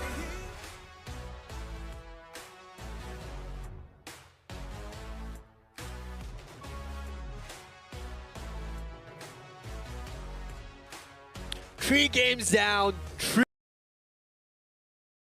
Jumping back into Bermuda once again. My name is Aris. This team's here at Free Fire World Series 2022 Sentosa.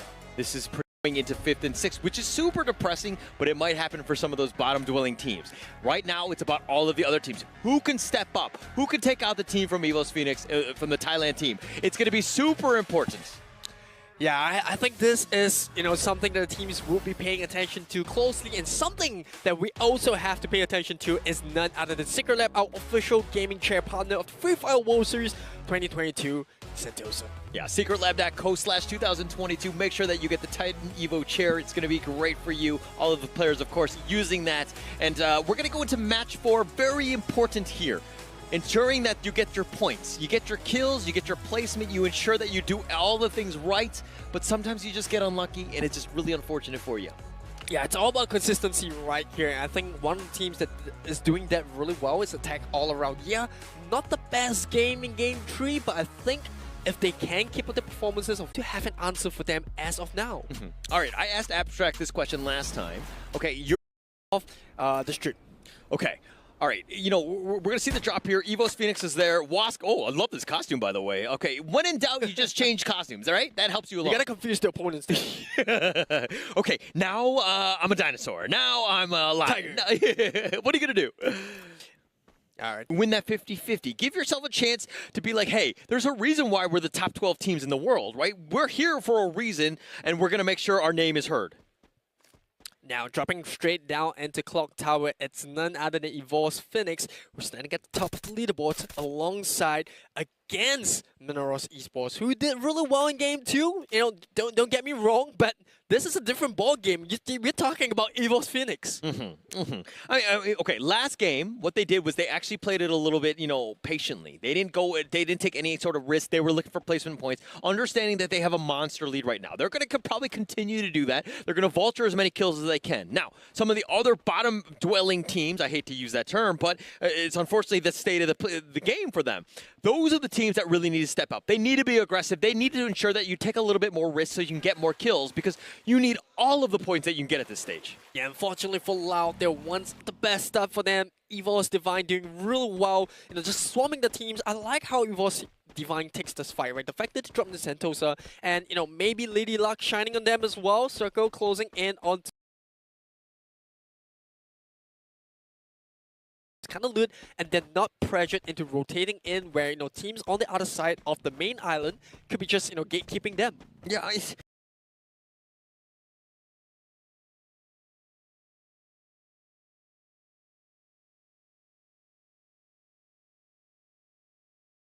love Loud. I was talking, about the pregame, about the fact that they were one of my favorites going into this one. It seems like they've been really unlucky, but hey, this is the 4th match. If you have 4 matches in a row and you're being very unlucky, it's actually you, not me at this stage, right? You seem to be making mistakes. You seem to be getting into the hot drop spots where you're taking a lot of unnecessary risk. Well, on the flip side of the coin, this just means that every single team out there is stepping up their game, right? It's no more just testing grounds. They're really out here to prove, or at least try to claim the title of being the best Free Fire team in the world. And here comes Evo's Phoenix trying to defend that crown, doing it really perfectly against Minerals Esports. Oh, Evo's Phoenix, they found Minerals Esports, and they were going to look to clean this one up, and they are cheering. They got Hota down already. They do get the revive. He's back in it, but Getbu, it looks like he's going to take on Gluso, and it looks like they've got a great start to this one. They've got 3 kills to their name, but Minerals Esports still not out of this one. They're going to look to just kind of slow things down, maybe take it a little bit safer elsewhere.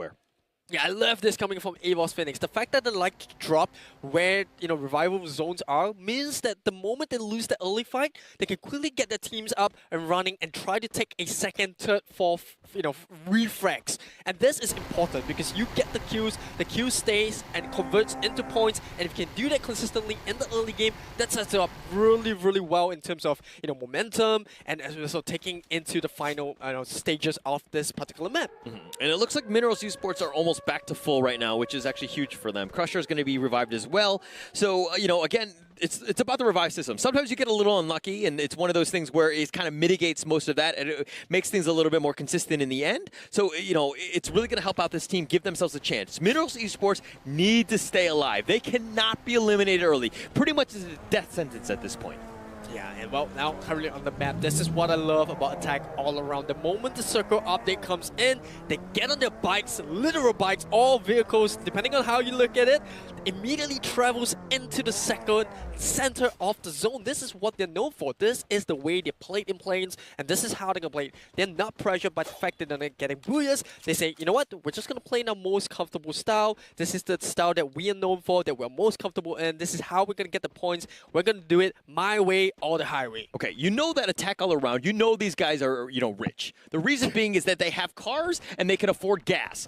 Both of those things are actually key at this stage, and they're both moving along. I mean, this is a team that, look at the car, man. Look at the rims on that thing. But look at Beyond. He's got his own angel wings, and he's going to just kind of jump out of that one. And Evo's Divine, another team. We haven't seen them find their groove yet. Yes, they've had a decent number of games where they've gotten kills, but they haven't really kind of, gotten that elusive booyah yet. Yeah, and here comes the minute gamble, right? Will the circle eventually end in Sentosa? Or will it move towards the northern end, or rather southern end of Cote d'Ivoire, where you know, that means that EVOS Divine will have to make a quick rotation. They might get gatekept like from teams like Attack All Around or even EVOS Phoenix themselves. Hopefully they don't.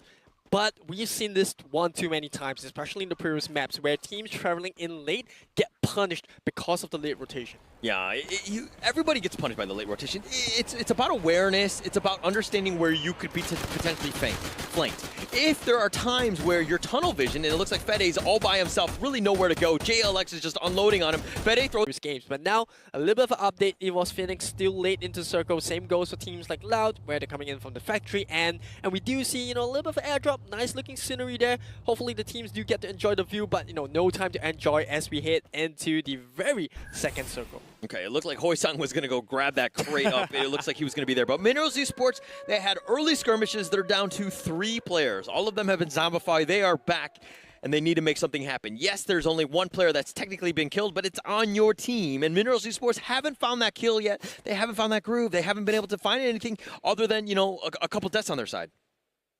Yeah, this is not the perfect start, but I think what the strategy here is just to kind of play it safe, because you don't know where the whereabouts of the teams are. You haven't really heard too much firefight. You need to scout the rest of the team. And talking about scouting, Crusher here runs straight into members of Echo Esports. There's a little bit of distance. The rest of Western Mundos have already abandoned him, and Crusher, unfortunately, will get swallowed whole by members of Echo. Oh my gosh, he just turned around, he was like, and he saw 3 people. This is like walking into that dark alleyway where you get mugged. You know something bad is going to happen, but why would you turn that corner, especially without your friends? Just really bad spot for him, but it looks like Jonah gets the knock here, and it looks like he's going to clean him up, and it looks like there's going to be more going in. EVOS Phoenix just completely on point. Farang Esports are looking to be there, but the Get, the Get has been knocked. The Cruise is the last one alive. Is he able to clutch this one out? This would be a massive win for almost all the other teams. They do get the pickup. That's going to be a good start. Moshi's back in. He's going to look to heal himself, and he looks like he's going to go run back. Nice glue wall. That's going to buy him time to pick up the other one. Farang Esports are kind of moving around, but they haven't cleaned up the kills. Jemball's he's looking for Moshi. Moshi's just buying some time, and he's looking to fight this one. And it looks like they might actually turn this around. Nice grenade. That's going to create a little bit of space right here. And Jemball's been knocked, and EVOS Phoenix, they were on the back side, and it looks like Farang Esports have been completely thwarted. What a ton of events right there. Seemed like the bad start for EVOS Phoenix. 3 members down. You left the Cruise. Boost an individual play, which was the sickest glue wall. Turn around 180 degrees. You know, comes in, gets 2 members rest up, and then they regroup and take the fight, winning it and getting themselves a total of 6 kills at this point. Boy, they look so untouchable. Oh my gosh, the Cruise. There's a reason why this guy was MVP of last year's Free Fire World Series, right? He was down. There were 2 other people knocked. He was literally by himself. The fact that he was like, okay, what is the smart play to do? He throws up the glue walls, realizes that they're too far to actually make a play. He gets the nice little pickup. They just completely outplayed them. It was like 200 IQ in that sense of, you know, just understanding the state of the game and what you needed to do. EVOS Phoenix continuing to roll. Now they want to go for Fed. He sees the gun. They get the knock, at least on that one. The Get with a pistol knocks him down. That's doing it in style.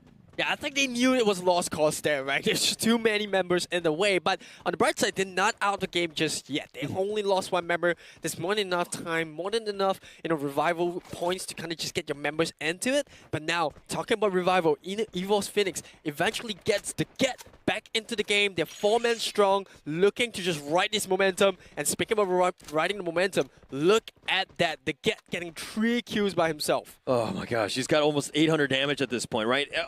Essentially, everybody has 200 HP for the people that are new at Free Fire. You know what I mean? The fact that he's doing like more than 3 right there. But Vastamundo now, they're very low. They're going to run into EVOS Phoenix, and EVOS Phoenix is like this freight train. How do you stop these guys? He's getting all the pickoffs, and Blazer 10 is like, if I don't move, they can't see me. He's all by himself. He does get shot in the end, and Vastamundo been eliminated. EVOS Phoenix, 10 kills. He tried to play dead, and EVOS Phoenix was like, no, I'm going to put you in the grave for real. And here we go. This is a perfect run from EVOS Phoenix so far. 4 members still strong. Can't say the same for the rest of the teams, but we do see Team Loud here. They have 0 kills on the board, and as I speak, Team Farang unfortunately goes out in 11th place. All right, EVOS Phoenix, their victory sign, so to speak, is to shush people. And to be honest, all they've been doing is shushing people all day today. It's been like, you know, a whole other story. Charm. It's their lucky charm. Okay, that is an amazing lucky charm for me to be shushing people. But look at this bridge fight here. Evos Divine, now they're going to be looking to go against Loud. Both of these teams need these points. They need to ensure that their utility is going to be on point, and it looks like there's going to be a bit of a skirmish. The glue walls keeping themselves aligned. The time turner slowing things down, and it looks like Con 7. Oh, but the drive-by! He actually hits him, but the grenade was there. He actually knocks him down with the vehicle. Loud has been eliminated. He drove right by him, ran him over. They started it off with a Riptide Rhythm, blocked by the time turner there, and they're like, you know what? If it doesn't work, we'll use the vehicles to run you down the ground, and it worked perfectly for them. And talking about the time turner, here comes Vivocade. They're coming in really hard against Team Flash. Bill trying to revive his teammate there, but they got shot at the back. General doesn't really have the angle to support his team right here. Are they going to go for the fight? Oh, it's going to be the next one down. It's all down to Nando, who's healthy, but he's not there to help his teammates, and they've just bailed out. They know they can't win the fight, and Team Flash will take the win.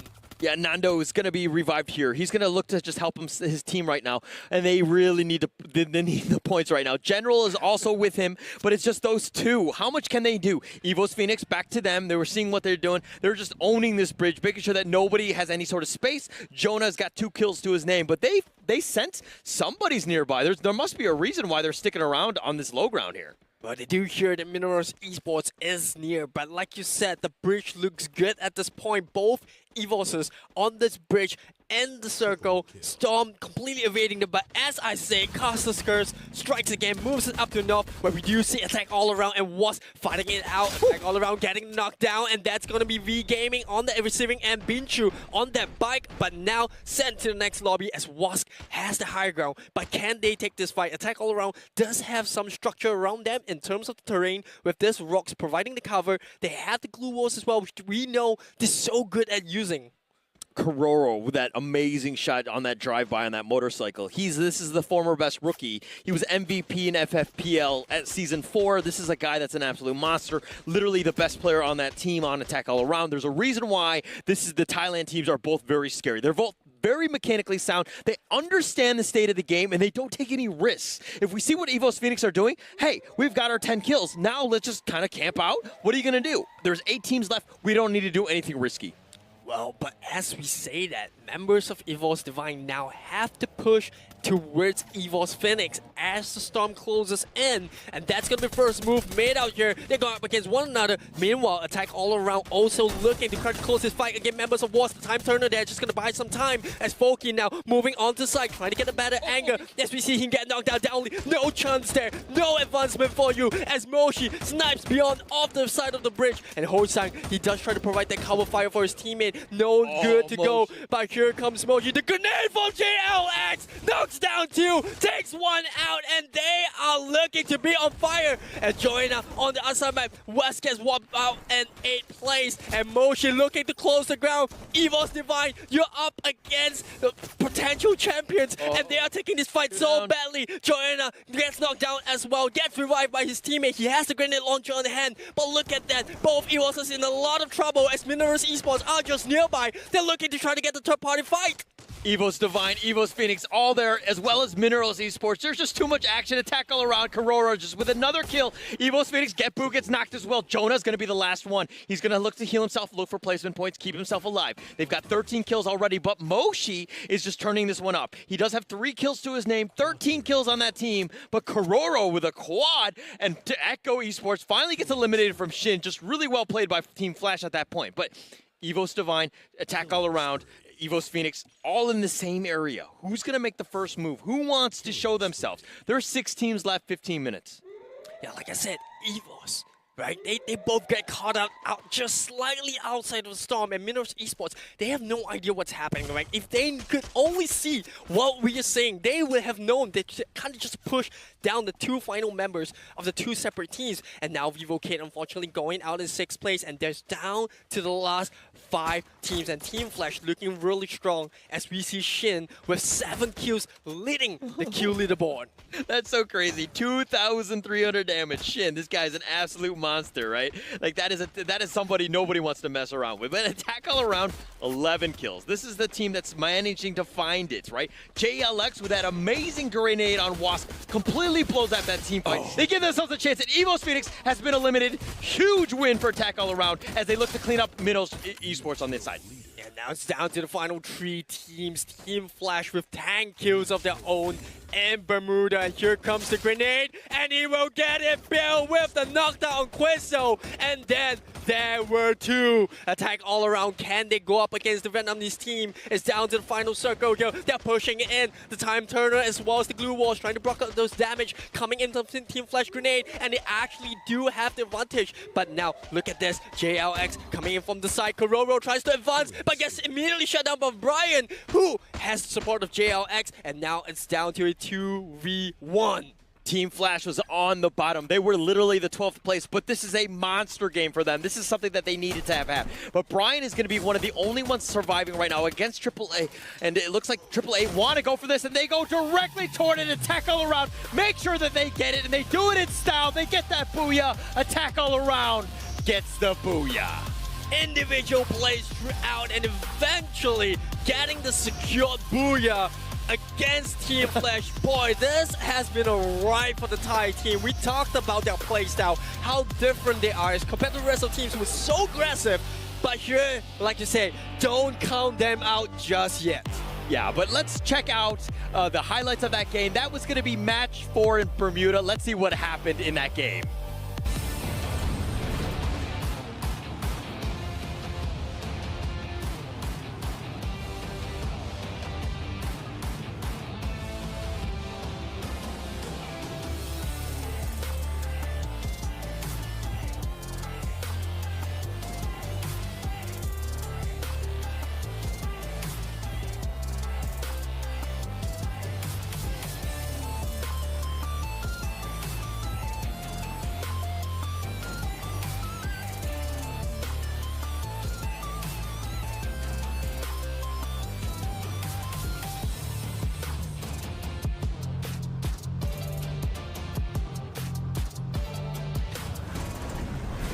I think it's pretty obvious that the Thailand region very Abstract asked for action, and you are getting it here firsthand at Free Fire World Series 2022 in Sentosa. Boy, oh boy, that final circle. I have never seen a better play coming out from the abilities of characters they were using, right? The ability to just block grenades coming out with the Time Turner, you know, using the Glue Walls, and we saw a good individual play coming out from some of the members of Evo's Phoenix as well. Unfortunately, that was just not enough. Yo, it was definitely not enough at that point, but I think they got ambushed. They didn't actually see that side, and they did get picked off in the end, and they're going to go back into the replay and check that one out, because I think that, you know, Evo's Phoenix, they realized that, hey, they had like 13 kills to their name. They were on a roll, but it was just a matter of just kind of finishing it out, make sure that you had that placement. You didn't have enough strength to ensure that you finish the strong and get that booyah. And here we go, game 4. At the end of it all, it looks like Attack All Around do get 26 points with that booyah, as well as 14 kills. Coming up in the second is Team Flash with 12 kills, bringing it up to a total of 21 points. Evo's Phoenix as well as Evo's Divine getting 20 and 12 kills respectively. Unfortunately for them, they could have done better if not for the fact that they took one another out, which leaves Minerals Esports in 5th place with 8 points, Echo in 6th with 6 points. Yeah, and Vivocade kind of on the bottom with 6, Wasp with 5, V Gaming with 2, Farang Esports with just 1, and Loud with 1, and Vastamundo with 0. And one thing's about super important in Free Fire is to be consistent. We're seeing some of these teams, yeah, they have an amazing team. Vivocade actually had a booyah, but the thing is that other times they've kind of been lackluster. They haven't been able to play things out. If you're looking at what we're looking at the top, Team Flash was on the bottom. They've made themselves back into team, you know, the second rank on this one with 21 points. Absolutely massive for them. This is going to be a big bump up and something that they really needed going into the second half. And now looking at the updates for now, overall standings, look at that. Evo's Phoenix, despite bowing out slightly earlier than they would have liked to, they still are at the top with 76 points. However, Attack All Around now starting to creep up very closely behind them with 68 points of their own. Yeah, Thai teams versus everyone else, right? Bastamundo is 40. They had a donut of a game last one. And the fact that, B Gaming is right behind as well as Evos Divine, with just 1 point behind in 39 points. But Loud is somehow in the top 6 through all of this. Vivocade as well with 32. I mean, it's just pretty much kind of in that middle tier area versus the Thai teams, which seem to be on a whole nother level. And unfortunately for the teams at the bottom, it is going to be Team Flash, despite getting close to Booyah in match number 4, still finding themselves in 8th place with 30 points, Agro Esports in 9th with 25, Farang in 10th place with 23, Minerals Esports in 11th with 21 points, and eventually completing the table, Wask at the bottom of it all with 17 points. Yeah, and it's definitely not over right now, but let's check out the MVP at this stage. I think that was a monster game from Shin. He just had 7 kills. I think it was close to 2,500 damage in that one. I mean, once he died, though, Team Flash kind of just like crumbled, right? They need a lot more games from this. I don't know if he's going to be able to repeat 7 kills in a game. That's almost like unheard of, but it's one of those things where we need the rest of Team Flash, the Vietnamese team, to really step up. We want to see more from this team, and we want to see them have a better chance because they have a potential to be in the top 6. Yeah, they have excellent snipers, and unfortunately that did not convert into the Booyah. But looking at the kill leaderboards, obviously you raved so much about Shin, but it is attack all-around show, as standing on the podium surrounding Shin is JLX and Kororo with 6 and 5 kills respectively. Attack all around. They're 8 points behind Evos Phoenix. That's crazy, considering the fact that Evos Phoenix had those monster games with those Booyahs. You think that those guys have kind of ranked away and that they run away with it, and they really didn't have a chance. But let's look at the key players of that last one. That was going to be match 4 still. Very important to ensure that we're, Mr. 05, he had 2 vehicle kills, pretty huge in that sense of just nobody driving by. He's going to be that the toll gate security guard, so to speak. But BO with 8 Skylar glue walls destroyed, ABAX with 16 glue walls used, very important. And Brian, of course, with the 2,400 damage, which is actually pretty crazy for Chrono. Yeah, all these stats looking very impressive, but it's not only about the stats, it's about how you convert all these important numbers into the one that matters the most, and that is the total number of points that you have as of now. And like we said, Evos Phoenix, yes, they had a rough game in Game 1 as well as Game 4, but the consistency as well as the fact that they got a Booyah with a high amount of kills in Game 2 still puts them at the top, but not in comfortable position though. As we talk about attack all around, it can't count that out yet just yet. Okay, well, for the record, you kind of sounded like my dad in the sense that you were like, oh yeah, all of these stats don't really matter. All that matters are kills and placement points, right? There are more things to life than just getting that straight A on, in math and English. Sorry about that, Dad. That was a very personal attack right there. But it's one of those things where you need to ensure that everything kind of helps out the team, right? You put your team in a position to win, and they have a great chance to pull out the victory. Yeah, I think it's really about momentum right now. We talk about how important it was for players to kind of just carry on that momentum, and you can definitely feel it, right? Teams are starting to have the consistency in the playstyle, and one of the 2 teams as attack all around as well as Evos Phoenix, who are at the top, and there is still quite a bit of a gap for other teams to actually catch up. Is there enough time though? Because we are just down to our final 2 maps. Yeah, it's going to be down to the final 2 maps, and it looks like it's going to be Abstract's going to be coming in. He's going to be finishing it off with Eris, and they're going to take you to the last 2 matches, and it's going to be phenomenal finish. Who's going to want it? It's going to be the Thai teams. It's going to be the other ones. There's going to be so much action. We need to see who really is going to step up. Is it going to be one of the other teams? Who can play spoiler? Who can ensure that they're there? We're going to find out with match 5. That one's going to be coming up right now.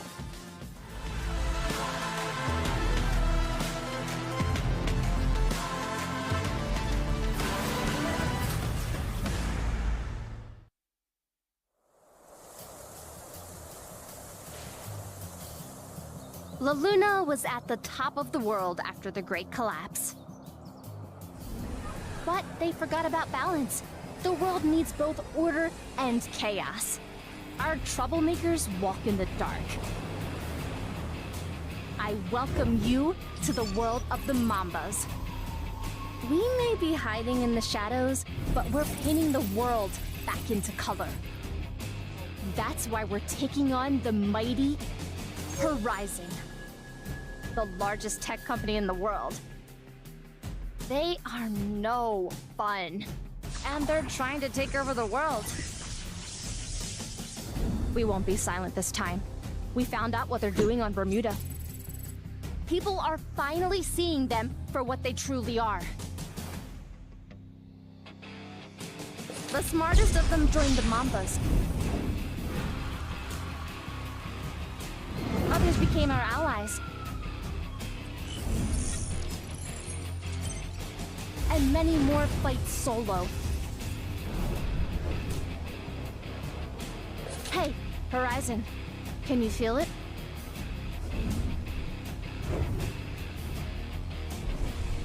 We're coming for you.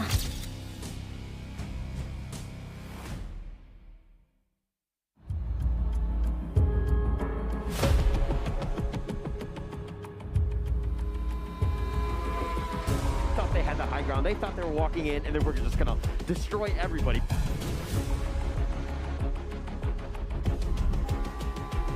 Knocked down as well, they managed to hold their own with only one member left. Against Team 8 to do something against the last member remaining. He found himself dumbfounded, flabbergasted, as all of the team already been resurrected. The time is nigh for all these 12 players to come together and to fight it all out. He's still holding himself right behind the tree. He gets one for himself, and that is going to be 2v2 all alone right now. 1v1. He's got to do something about this ASAP, but it doesn't seem like things are looking.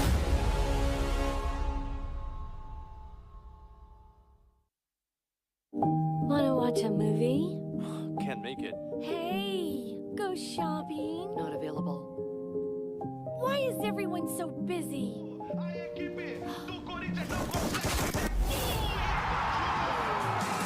Don't want to be an outsider? Watch Free Fire World Series. This is a shakedown.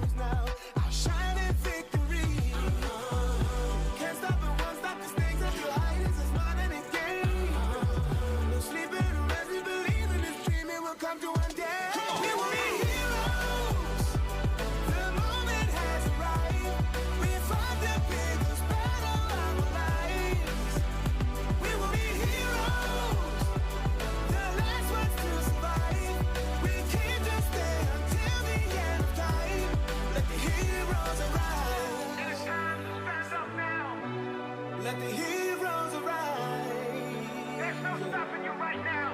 Let the heroes arise.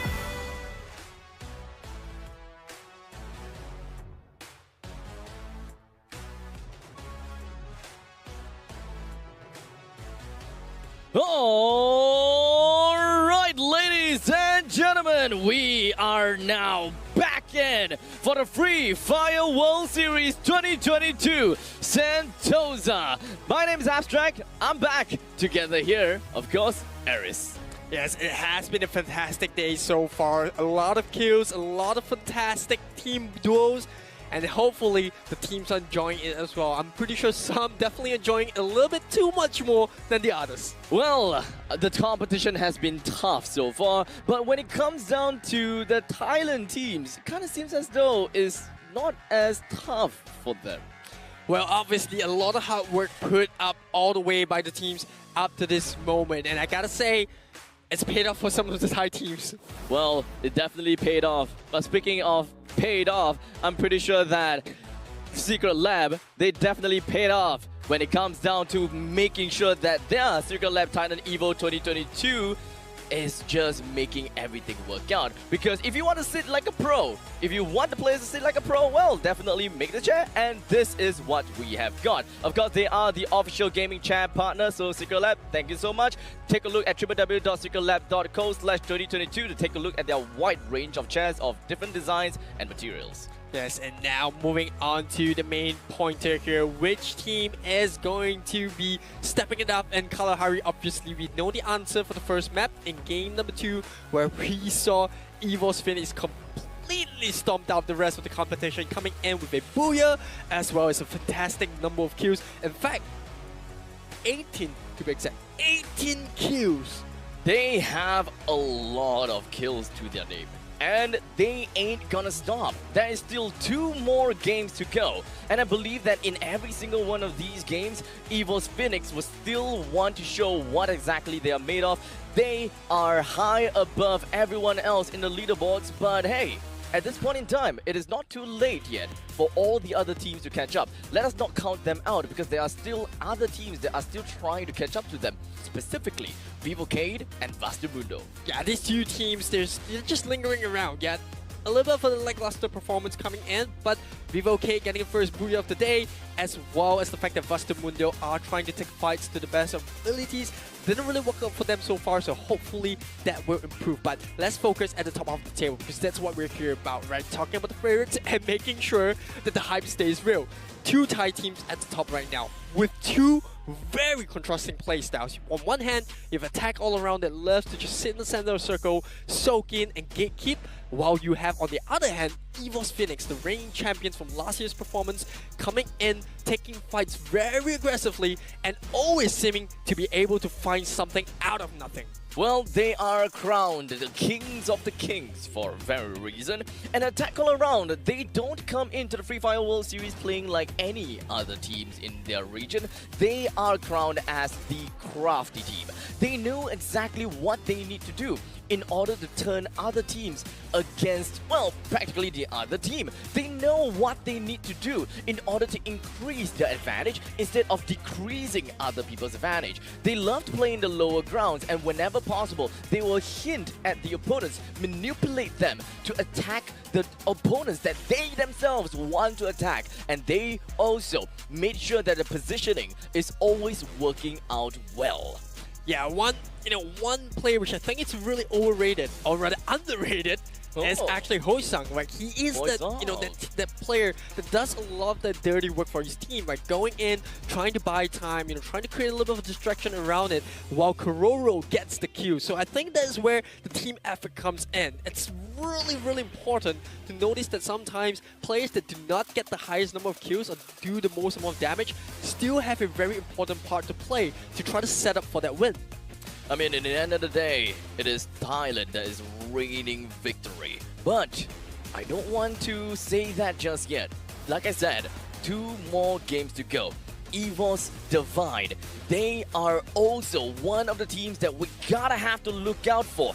They are definitely strong, but they have yet to reach their peak performance, and the time is definitely gonna be now. Well, if not now, then when? Because we are left with 2 games, and now heading into the second half of Kalahari, let's just kind of recap of what happened in the first map. We had a very early fight between Attack All Around and Echo, who, the former actually got 3 kills at the top. So that is one of the hot drops that we have to really look out for, because that's a contested area. And then next off, we got Farang against V Gaming, who also got 3 kills. Then eventually from there on, it's kind of a little bit of a blur, because EVO's Phoenix was like, Echo, boom, Loud, boom, Vivocade, boom, Vastamundo, boom. They were just completely wiping out every single team that they saw. It was just fast game altogether, and I am just thrilled to bring you guys the next game of the Free Fire World Series 2022 Sentosa, set in Singapore, as all of these teams from many different regions fight it out to see who will get themselves more points than the other. So prepare yourself, sit at home, and of course, and now it's time for you to bear witness the next winner for the next Kalahari map here. Who's going to be the one? Looking at the map right now, the flight path kind of just dividing the map into two, and the middle of it all flying from the western end to the eastern end. And once again, we do see teams kind of just dropping into the comfort zone right now. We talk about the two teams, Attack All Around Echo, that kick things off in the first map of Kalahari, where we saw them fight it out for the shop. So will we see that again? Well, remains to be seen. But now, EVOS Phoenix against Team Loud in the center of command post. Who's going to come up on top? Oh no, this is not going to be a great start for some of the teams here. As you can see from the kill feed, you are starting to see Echo already in the midst of it all, in the thick of things. And not just them, EVOS Phoenix, they have decided to drop themselves right inside of command post. And so does EVOS Divine. Yeah, this is going to be a little bit tough. Chronos coming in from the side, and I think that is not the move that you want to make. Ammo 5 gets the first knockdown. That's going to be the first blood of the game. Oh no, looks like it is not EVOS. At this point in time, command post, they're just working their way through and doing whatever that they can to get some kills in.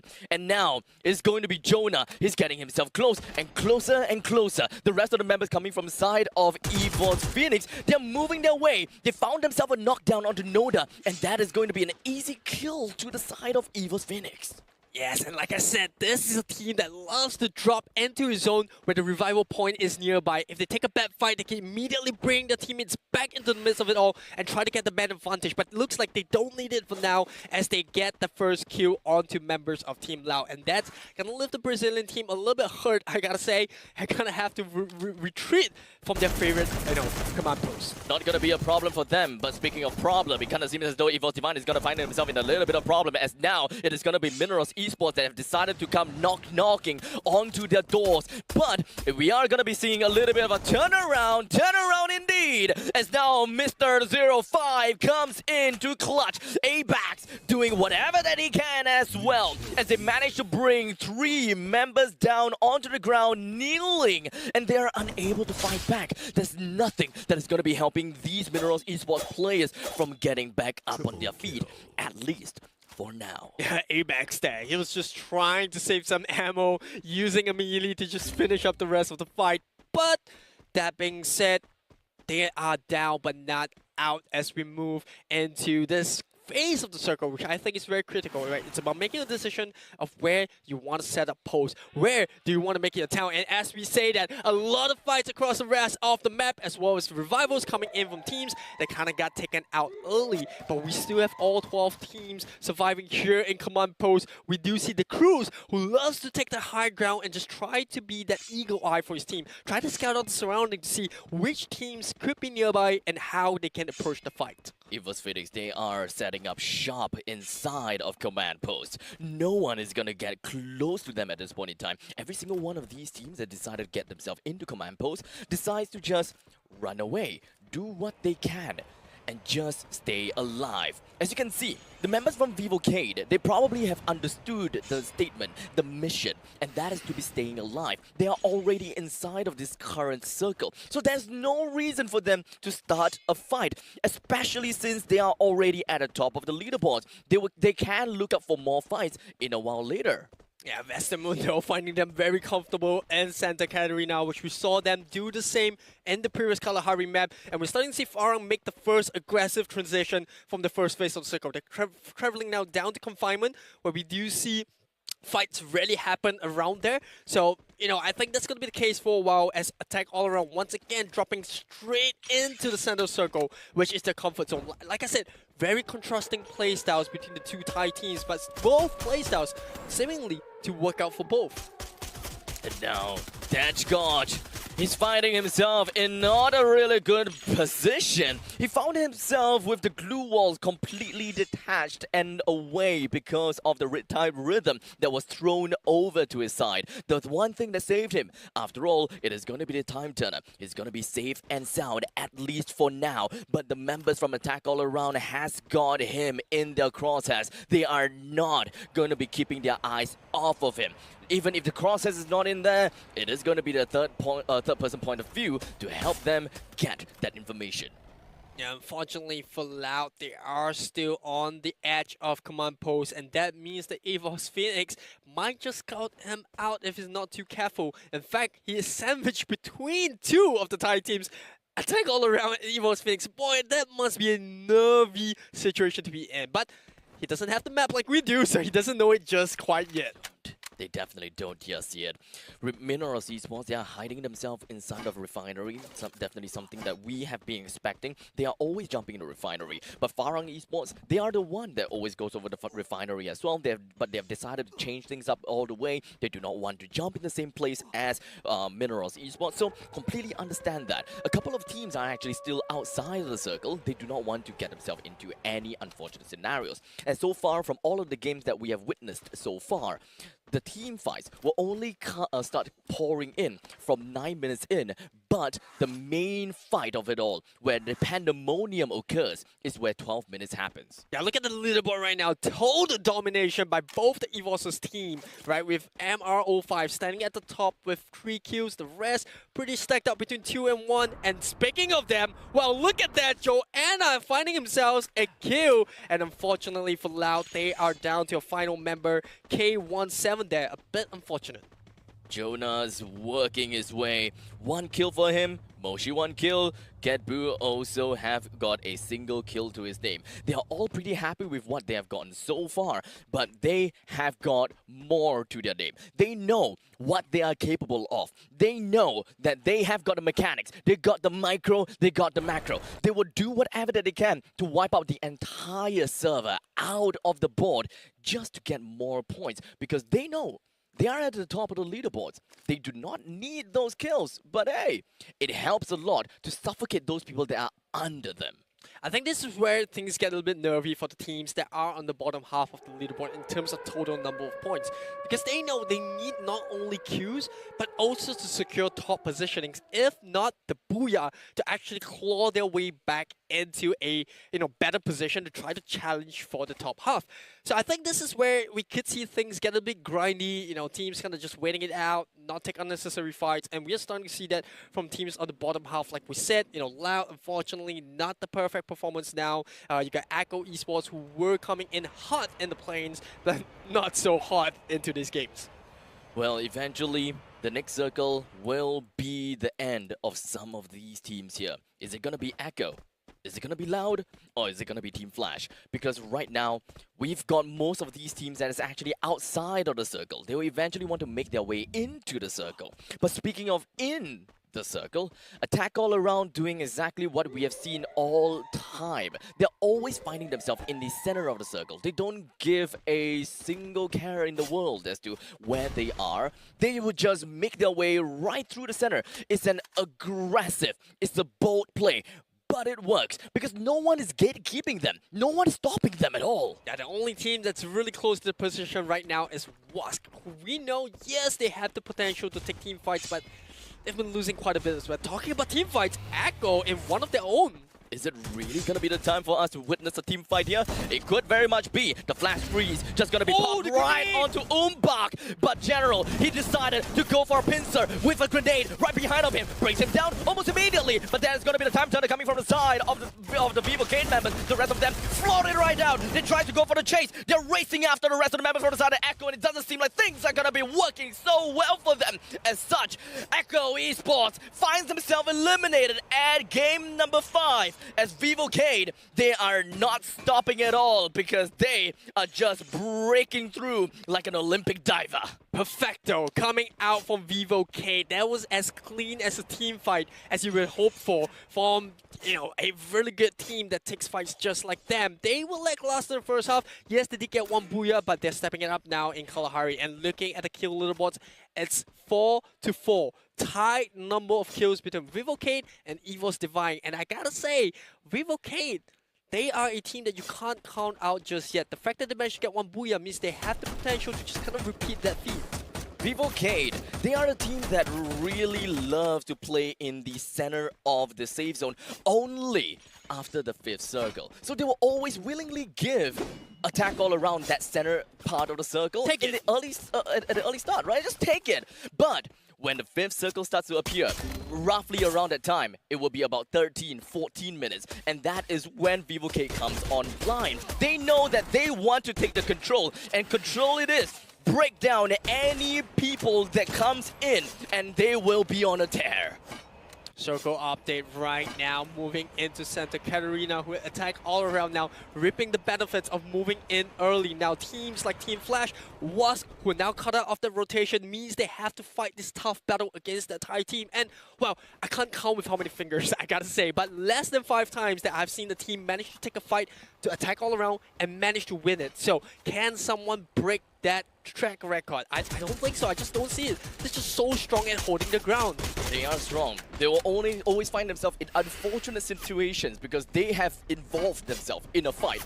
And then they just can't get themselves out of that right after that. So this is all about vouchering. This comes down to third party. They need to understand if whether they can take the fight or not. But they are EVOS Divine after all. They understand what are their immediate threats. They will deal with it a while later if they feel that, yeah, now is not the perfect time. But ultimately, you're only limited to an amount of information that's available over to you. So given that situation, if I feel that is right, I'll go for it. Anything after that, it's just unfortunate. And now Vivo, a run of Team Flash and a bit of attack as Minerals Esports, they want this hub for themselves. Time attack around all of these places. Brian in the midst of it all. A lot of being missed. Jota with that shotgun, and not only that, swapping on the submachine gun as well, getting 2 knocks for himself. And Team Fed tries to show a grenade. Is it good enough? Yes, he knocks down Brian right there. Can Minerals Esports clean up the rest of the fight as Team Flash are down to the final member, and they're trying to close into this hut. It doesn't seem like things are going to be working very well for both sides, though. They have managed to suffer quite a bit of casualty. Hoda, he finds himself Sliver, and it doesn't seem like he will be able to work quite well. He's currently in a critical state. How about Fede? He's still shooting right down on the glue wall. Shin, in between of it all, he's currently unable to do anything. He's being comfortable inside of the glue wall, but the rest of the members coming from the side of Minerals Esports, they're probably going to be running on the mission like a man possessed. But will that actually be possible? The amount of glue walls, just way too much. How about Red Type Rhythm? Unavailable! So the only way that they will be able to do anything at this point in time is just going to be working his way. But Shin, he took the small little opportunity. He found himself a shot down onto Hoda, brings him down almost immediately, gets himself with the medkit up, and he's going to be staying alive in the final part in that team fight. 1 versus 1, the last remainder of that encounter. Yeah, Fade here, unfortunately, odds initially in his team's favor, but in Minerals Esports, they got taken out in a flash, no pun intended, by Team Flash themselves. Yes, that was good. In a flash, I'll give it to you, alright? But at this point in time, we're starting to see 2 members that are going to be eliminated by the play zone. Look at that, the Storm, they're just taking the lives of so many. They're all bleeding right off every single orifice of their body. Lost finds himself eliminated as well. Attack all around, they are still in a very good position as they eventually would try to make their way into the next part of the circle. But remember what I said, it is VivoK. 5th circle on, they will move on to the next. And unfortunately, while all of that was happening, Loud has been eliminated. Yeah, very unfortunate for the Brazilian team right there. A rough start at the first half of the circle, running straight into EVOS Phoenix at command post, and eventually running out of luck as the circle will claim the remaining members' life. And now it's all down to Minerals Esports as well as Team Flash, who 2 of them, they still have 1 member remaining. Well, for EVOS Phoenix, they have 3 kills on the board. Not the best, but still doing very decently as VivoK finding themselves at the top of this hut. Because it seems as though the Pandemonium is just going to be appearing right on this tower. How is it gonna be? Because Wasp, they're joining into the team fight. There's so many people just around here right now. Attack all around. 1 of them already destroyed, but how about the rest? It is going to be Foki eventually making his way down to 1 of the members from the side of Wasp. They are witnessing 1, but not 1 only. The rest of the members from the side of Wasp is now going to be eliminated. But unfortunately, death from above. Hoysung is currently going to be on the other side of the ridge as you will be finding a little bit of more shots over to the side of VivoK. They found 1. They found a couple. They are all on the 2nd floor. Foki is still down. How about Guerrero? Not too sure about his current understanding. But Minerals Esports, V Gaming, they're both down in the western part of the circle. We are still witnessing way too much action to go about. EVOS Divine now joining into the fray of it. Guerrero in a very tight spot, but he's buying in time. The glue wall pops up and immediately taken out as well. And here here comes the rest of EVOS Divine. They are hungry for kills, and here they are. Getbu coming in from the side, trying to buy EVOS Phoenix some time as 2 versus 2. And I have absolutely no idea whose favorite is going to turn out. But here in the open ground, Modestia from VivoK comes in. They have a total of 8 kills. Somebody stop them! VivoK, 8 kills, they're still gonna be moving right along. They are the victors of this pandemonium tower. But unfortunately, will they be able to get themselves away from all of this? That is the question. It's now double Riptide Rhythm flying over, right over beyond. That is going to be EVOS going down for it all. At Vastamundo, they have a total of 7 kills. They're hiding themselves. They're setting up shop right inside of Santa Catarina. In the center of the circle, they're taking control of it all. None of the teams are going to be fighting against them because unfortunately for both EVOS Phoenix as well as VivoK, they are all very, very wounded, handicapped at all. 2 teams left. There's no way that Vastamundo will even lose this part of the game. And here it is, the first booyah of the day. They were the underdogs and they finally achieved that booyah. What a perfect play from them. A little bit of luck, but don't count them out just yet. Booyah! Coming to the side of Vastamundo, representing the Europe region. The players, they had sheer determination and they went through it all. They broke through like the Olympic diver and they sliced everything like a shredder. Let us take a look how they executed it in this highlight.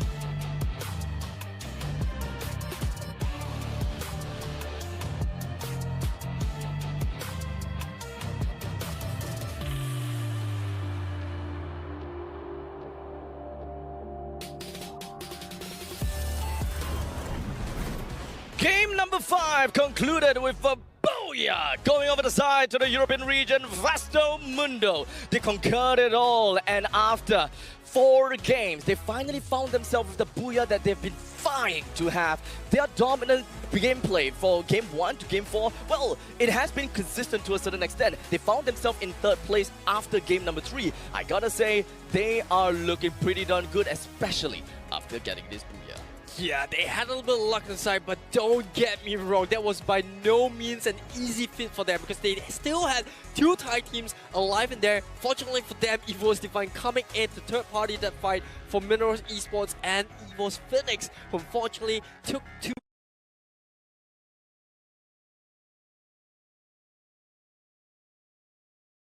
long to kind of conclude that fight up. Storm took a lot of HP and eventually it was down to VivoK to try to go up against the wall of odds, but Vastamundo, they made it into the circle. They were just camping it out, sniping from far and eventually getting their booyah. That is one thing about playing passive and going into the circle. This is where Vastamundo utilized their aggression and defensive mechanism at the same time. They understood what it means to be using a hybrid strategy, changing it up in the middle of the game. When do you play aggressively? When do you play defensively? That is exactly what Vastamundo keyed themselves upon in game number 5, getting themselves a total of 21 points. The rest of the teams not too shabby themselves. VivoK, like I said, unfortunate that the circle was pushing behind them, but they still secure a sweet 17 points in 2nd place. EVOS Divine and EVOS Phoenix both share the pot with 15 points between themselves. Minerals Esports with 5 points, or rather 5th place with 9 points. V Gaming in 6th place with 8 points, and over to lower half of the bracket, we do have Attack All Around 7th place with 8 points. Team Flash in 8th place with 6 points, sharing it with Wasp with 6 points themselves as well. Farang in 10th with 1 point, Echo Esports with 1. Loud, unfortunately, still at the bottom with 1 point. Boy, as much as I want to talk about Loud, what exactly happened to them? That is a very big question. Perhaps we can talk a little bit more about this in a while later, because at least when it comes down to the overall standings, Loud is at 8th place. We said Mr. 05 here with 4 kills of his own, and sharing the rest of the podium is Vivo's Kate's General as well as Vastamundo's Crusher with 3 kills each. Well, we do have 3 different teams that are on the kill leaderboards. I'm pretty happy to see this variety of the team. This pretty much means that we do not have a very top-heavy team. This is great. Unlike the previous games where, well, EVOS Phoenix just kind of did everything. They just killed everyone, did whatever they want, being the kill leaders on top of it all. Well, it is a great show, but this is a better show. Well, enough about the kills, enough with the flashy plays. Let's look at the key players for game number 5. Luca, 5 assists. Date God with 16 glue walls destroyed. And sharing the stage with them is actually Shin from Team Flash, 28 glue walls used. Correct me if I'm wrong, I think that's the most anyone is used out of every single game. I think so. Yep, and last but not least, to make onto that podium, or rather, kind of that key player list, is Team EVOS Divine's ABAX with 1,532 damage blocked. Well, it's all about the time turners. It is all about the retired rhythm. But let's not forget that glue wall usage is of course very important. If you remember, Shin is the one that had barricaded himself in the small little corner of a house using so much glue wall, there was nothing that the opponents could do. Even if they have a fresh pair of scissors, they can't slice it through. Even if they have a shredder, they can't slice it through as well. There's no way to take control of Shin, and he took himself in a very unfortunate situation, made a small little avenue for the opponents to get through, get him down with a single shotgun, kill him, pop another glue wall, he's safe and sound. Yeah, I love that execution as well, and to believe that that actually happened, like in a split second as well. What are these players thinking? What are they actually feeling? The thoughts they're going through their head to actually not only just take the fight, but also use whatever they have and their advantage. And like we said, every single action counts right now. We're down to our final game, and I gotta say, both Thai teams looking very comfortable in the first and second place. They are very comfortable indeed. Last game, what does it mean for all these Thai teams? What does it mean for Vastamundo at 3rd place? What does it mean for the rest of the people at the second half of the leaderboards? And well, we'll have to find out, but first, a short little break. Go get your toilet breaks because we're coming back soon.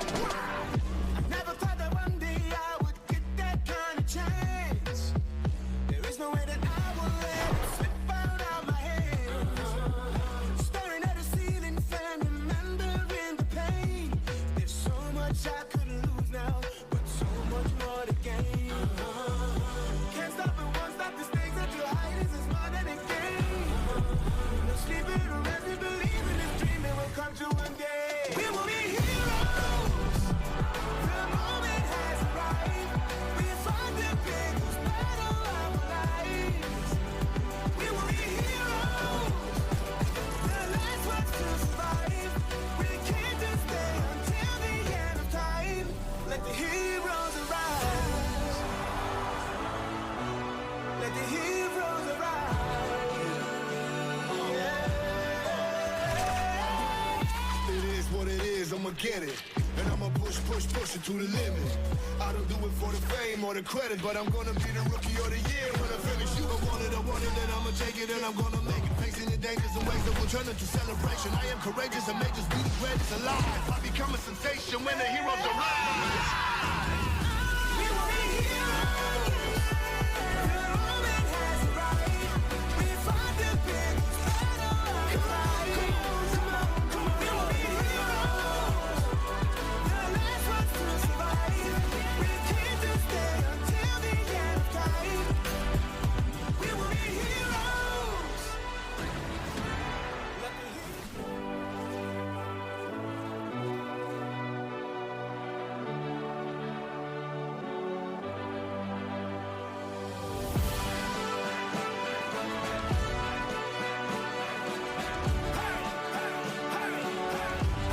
Bring it on! Wow!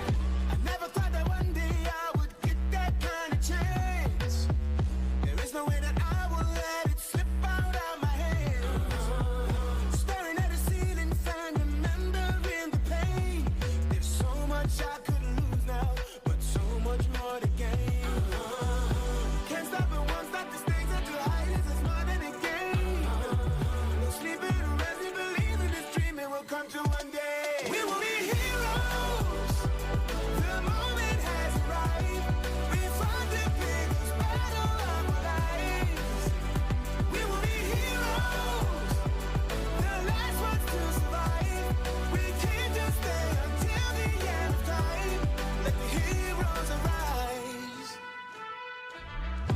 Never thought the day would come, our eyes would be on me. There's no way I will lose now. I'll shine in victory. Can't stop it, won't stop. The stakes are too high. This is more than a game. No sleeping, resting, believing this dream it will come to one day. We will be heroes. The moment has arrived. We fought the biggest battle of our lives. We will be heroes. The last ones to survive. We came to stay until the end of time. Let the heroes arise. It's time to stand up now. Let the heroes arise. There's no stopping you right now. Let the heroes arise. There's only one way. Get it up. Let the heroes arise.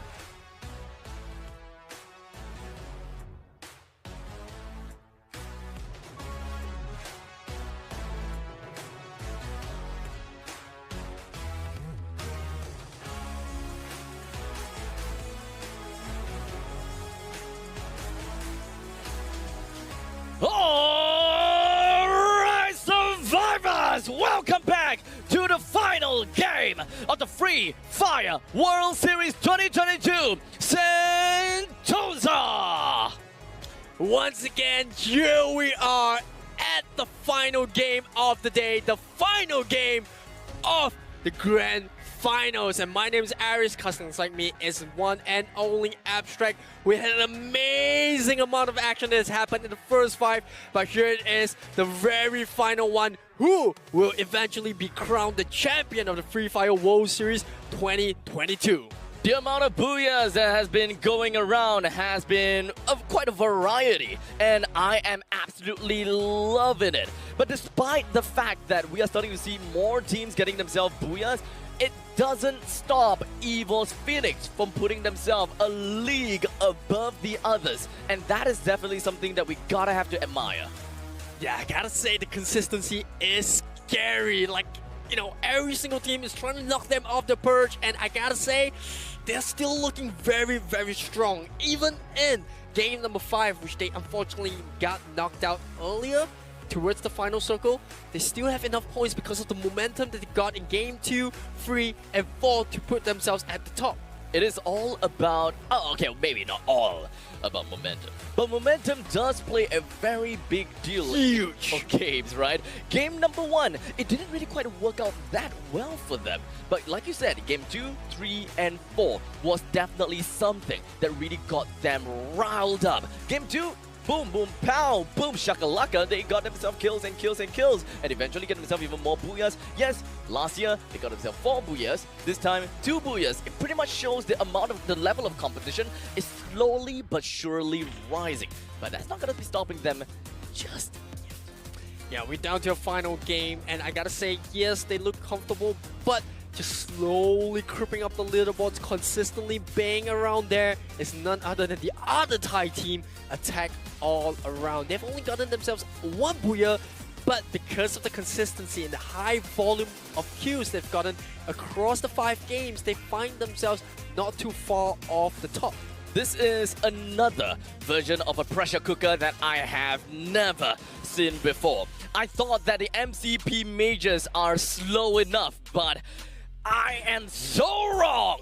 Because when it comes down to the Free Fire World Series, all these teams out there, they knew exactly what is at stake. They can't possibly just run out in the open and expect that, hey, I'm gonna get a kill on these dudes because this is my turf. In Free Fire World Series, nowhere is a turf. Anyone can come over and take your spot away and try to take you down.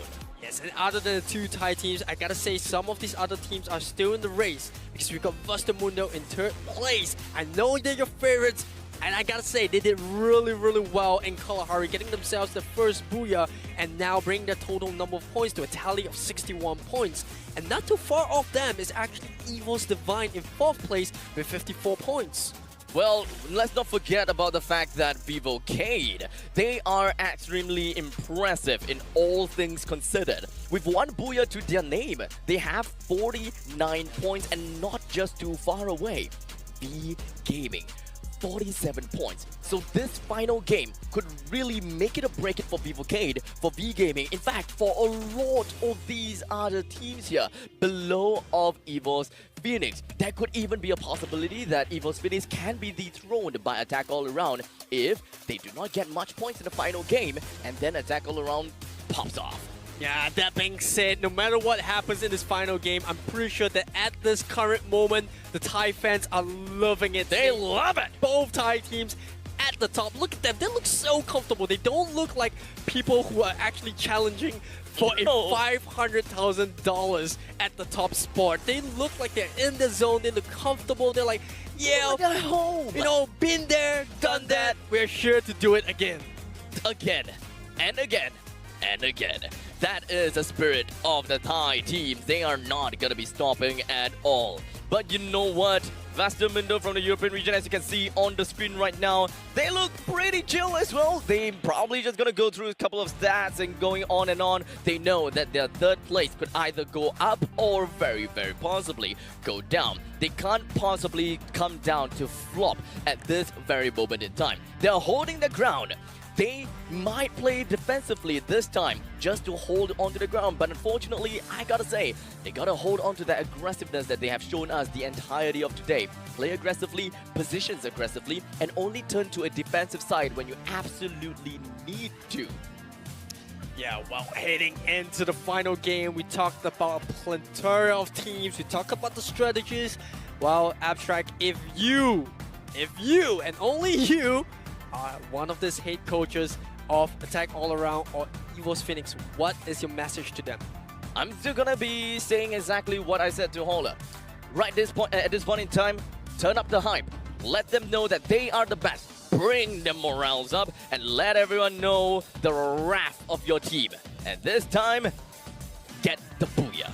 Absolutely fantastic advice, if I may say so myself. But now, I gotta say, for the rest of the teams, fight is not over just yet. Even if you can't get that crown or that top spot, that champion title, there is still a lot of prize money that you're fighting for. So each much. position that you jump up, it's a life-changing amount. It is a life-changing amount. There's so much money involved. Come on. At this point in time, just work your way around, play what you can. Work what you can. And we will all enjoy it all together, be it at home, be it in Sentosa, whatever it is, wherever you're watching. This is the point in time where you use the chat box when you're at home. Let us know which is the team that you're rooting for, which region you're from, and let us know and paint the entire chat box with your cheers. And here we are down to the final game. Now let's take a look at some of these teams which we thought would be doing really well. We talked about Team Loud, right? They came in as the top seeded team from the Brazilian region. They look really strong. You know, they had this really good teamwork and communication going around to just try to go in and finish. But unfortunately, in today's games, we did not see that happen. They were playing very reservedly, which was very, very odd, because we thought that they would go in, be comfortable, and play to the style which is aggressive. Let's not forget that Loud has been compared with EVOS Phoenix time and time again. They were the two favorites. They are hailed as second to Kings. But unfortunately, this time, it's not really working that well for them. There could be a possibility that the Thailand region has just been upping the stakes of the game, and they know exactly what is at stake. They know how to play things out, but hey, it is not about a region. Vivocade, they have been pushing themselves high above everything else. They know what they've been working with. They have been practicing. They have been playing. They have been showing everyone how it is to play Free Fire. And here we go, preparing in the flight of game number 6. We are going in for the final game. And now, everyone, everywhere around the world, it is time for you to bear witness who is the last and the last team to take the final booyah here in Purgatory. Final of the day, final of the calendar year as we head into Purgatory itself. And for the very last time, let's take a look at the flight coming in from campsite, dropping all the way to Crossroads. The blue zone is currently at Ski Lounge, and we do see Vivocade actually being one of the first teams to actually drop down right onto Forge. Forge is definitely the place where we expect Vivocade to be. But what about Wask? They are nowhere to be seen. There are a couple of teams that naturally head over to places that we don't see. Wask made their way over to the southern side, over to Lumbermill. Echo, they usually head over to Central. And let's not forget, we have Vastamundo. I don't see them anywhere around Central. It kind of seems like we may see some change. And Wask as a new kill leader, it kind of seems as though they have managed to get themselves a single first kill down on the V Gaming. This could very much shake the competition if Wask actually were to break down V Gaming so early into the game. Yeah, they're going head to head immediately with Wask drawing the first blood, and Van Tam is the victim of that. Now the rest of the teams, they do have time. There is a vending machine nearby if they need to buy the teammate out, but it's still early in the game. The revival points are up as of now on Lumber, where we do see Binshu trying to buy some time as the rest of the teams try to pick up, but Dark Love with the grenade launcher, Dowley goes down. This is the point in time where we can expect Wask to play their hearts out, because they are now playing aggressively like what we would be expecting from them. Their region plays a lot more onto the far-range combat. Tanya finds himself knocked down, first in place. Now, Dark Love immediately ran his race right in front of Zyzox, brings him down almost immediately with 2% down onto the ground, or rather, all down, I would suppose. Wask still have a couple of members remaining. Is he going to be playing the safe route, or is Mr. Ali gonna fight back for his team? Dark Love is just insane with the grenade launcher. 3 kills by himself, playing super aggressive despite having a low amount of HP. And now he's gonna seek for cover and hopefully be able to buy both Binshu as well as Tanha out. The amount of utilities that they have is close to nothing. Dark Love, he only just gotten himself the first aid kit, so there's no way that he can continue to take up a fight. Farang themselves, not exactly in the best situations as well. They are severely handicapped, I would say, with 2 of the members already down. Jambal is pretty darn close to a single one of that revival point, so if he really wants to go over, shouldn't be too big of a problem. But now, the circle, it pops. It's going to be onto the western island where we have Vastamundo EVOS Phoenix, as well as two of the members of Farang hiding in there very aggressively. And on the other edge, we have two more teams. Yeah, this could be a defining circle right here because we know that Attack All Around loves to play in the middle of it. And guess what? It's actually EVOS Phoenix that is currently there right now in Marble Work. So if Attack All Around moves in really quickly and runs into EVOS Phoenix, that could be the crowning moment. Whichever teams go out first, the other team is going to have a very huge chance of, crowning, or rather taking the crown and the title of being the best team in the world. And let's not forget, when it comes down to the playstyle of EVOS Phoenix, they are territorial, but they are also a relatively slow team. They will prefer to stay in a single spot unless forced otherwise. So maybe that situation may happen. But for now, we're going to be shifting our sights right onto field as EVOS Divine, one of the members, Mr. 05, found himself in an unfortunate situation. Sam 13 finds himself all the way at the top of this ridge, raining lead from above. He would want to land a couple of shots of the members from the side of Minerals Esports while Abax completely alone. The only thing that he have is going to be a single shotgun. He did manage to bring Hoda down, but Sam 13, what can you do at this point in time? Only to try to go for an execute, but that's not gonna work, buddy. That's not gonna work. Where's Beyond? That's the question. Well, unfortunately, he will be running away from the fight as EVOS Divine. They know that they have a very bad spot that they are playing for. And unfortunately for them, not the start that they want. But over to the positives, we do see V Gaming here, getting a better position, trying to claw it back up. They need those points, whatever points they can get to improve the positioning. And whereas for Fixer 03, look at the damage he's done so far. 467, nothing to really shout about, but still impressive given how early the game is. It's currently 5 minutes into the game. The first circle is just starting to close out. 12 teams still remains, but when it comes down to number counts, only 43 members remain. When it comes down to how many people can come back into the game, that is going to be the next question, as now the storm slowly envelops the entirety of Purgatory, forcing teams that are not inside a safe area to make their move soon.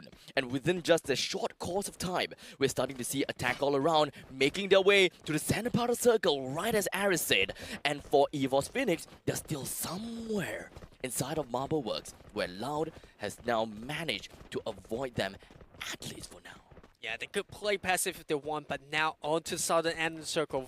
Mundo is actually really, really close to Farang, right at the top of Mount Villa. And well, Farang has yet to buy out the remaining two members that they lost in the earlier firefight. So if Mundo take the fight right now, they are in the advantageous position where they can find themselves two valuable kills. Remember, they're in third place with 61 points. That's not too far off Attack All Around. That's the buyback.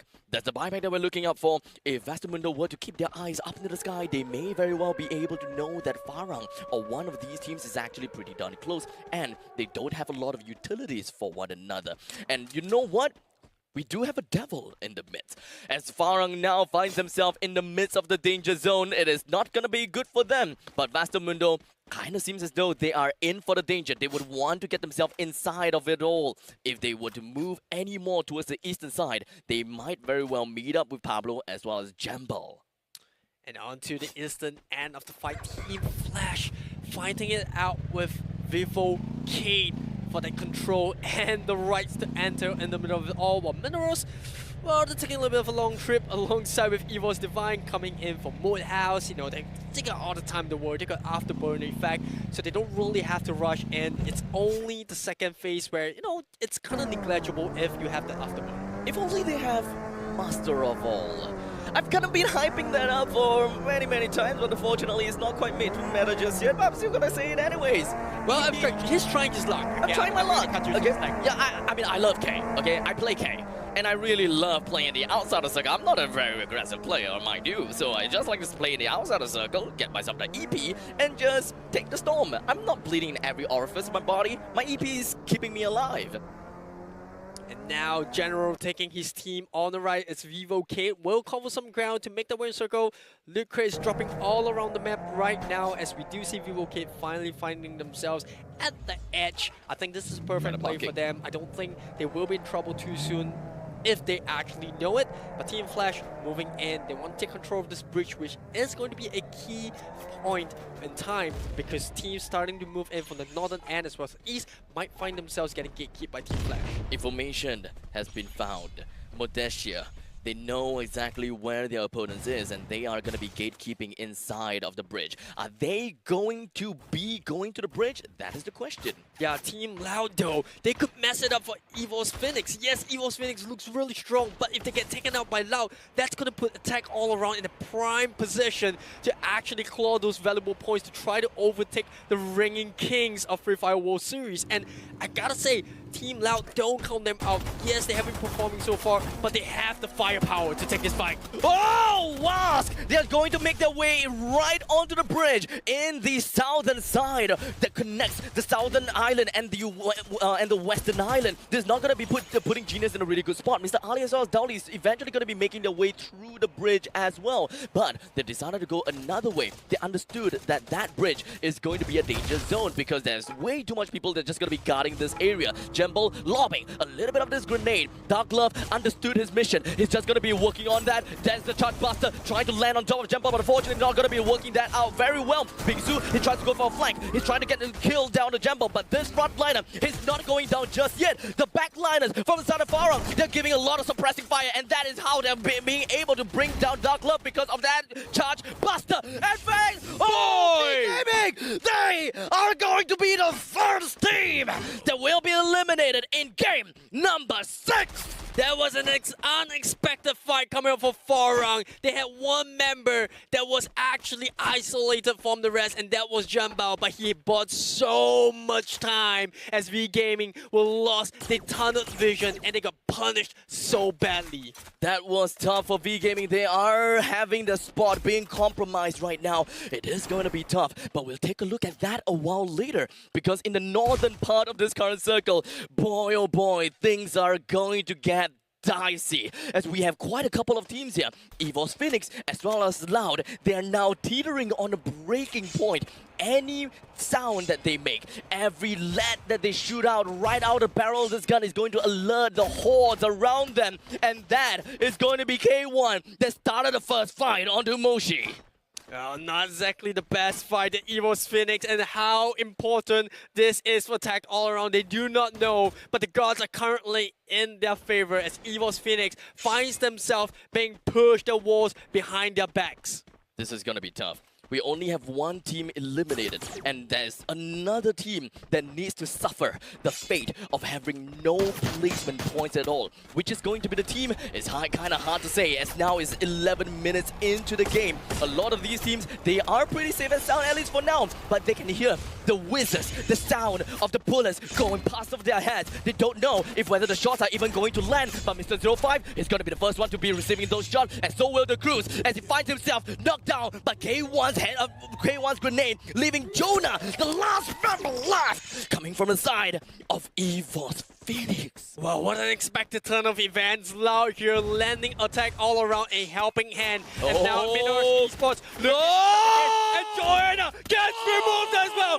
Noda, this could be the moment that we've been waiting for. The Kings of the Kings, they found themselves eliminated right here, right now. It is going to be tough for them because they gotta have to hold themselves at the top of the spot. Teams, they gotta have to know what exactly is happening here. But do they really know that they are already being eliminated with no placement points at all? Now, Flash finds himself eliminated at the 10th place. And now with each team that bows out, it's even getting better and better and better for Attack All Around, who is still surviving really strong. And the second, Luca 04 getting the knockdown, and Farang, oh goodness! The far-range fight that we are gonna be seeing from the side of Vastamundo. They're hitting themselves all the way at the southern part. In the meantime, Attack All Around, they have also finding themselves a couple of shots down onto the members from the side of Evil's Divine. It kind of seems as though the members from Evil's Divine are not gonna be working very well as well. Hoi-Sang finds himself landed one shot, but unfortunately, critical state of health is not gonna be getting himself away at this moment in time. But Apex knocked down. Mr. 05 also gonna be down. It kind of seems as though Evil's Divine is gonna be putting themselves in the very best spot, but before they even go down just yet, it is going to be Mineral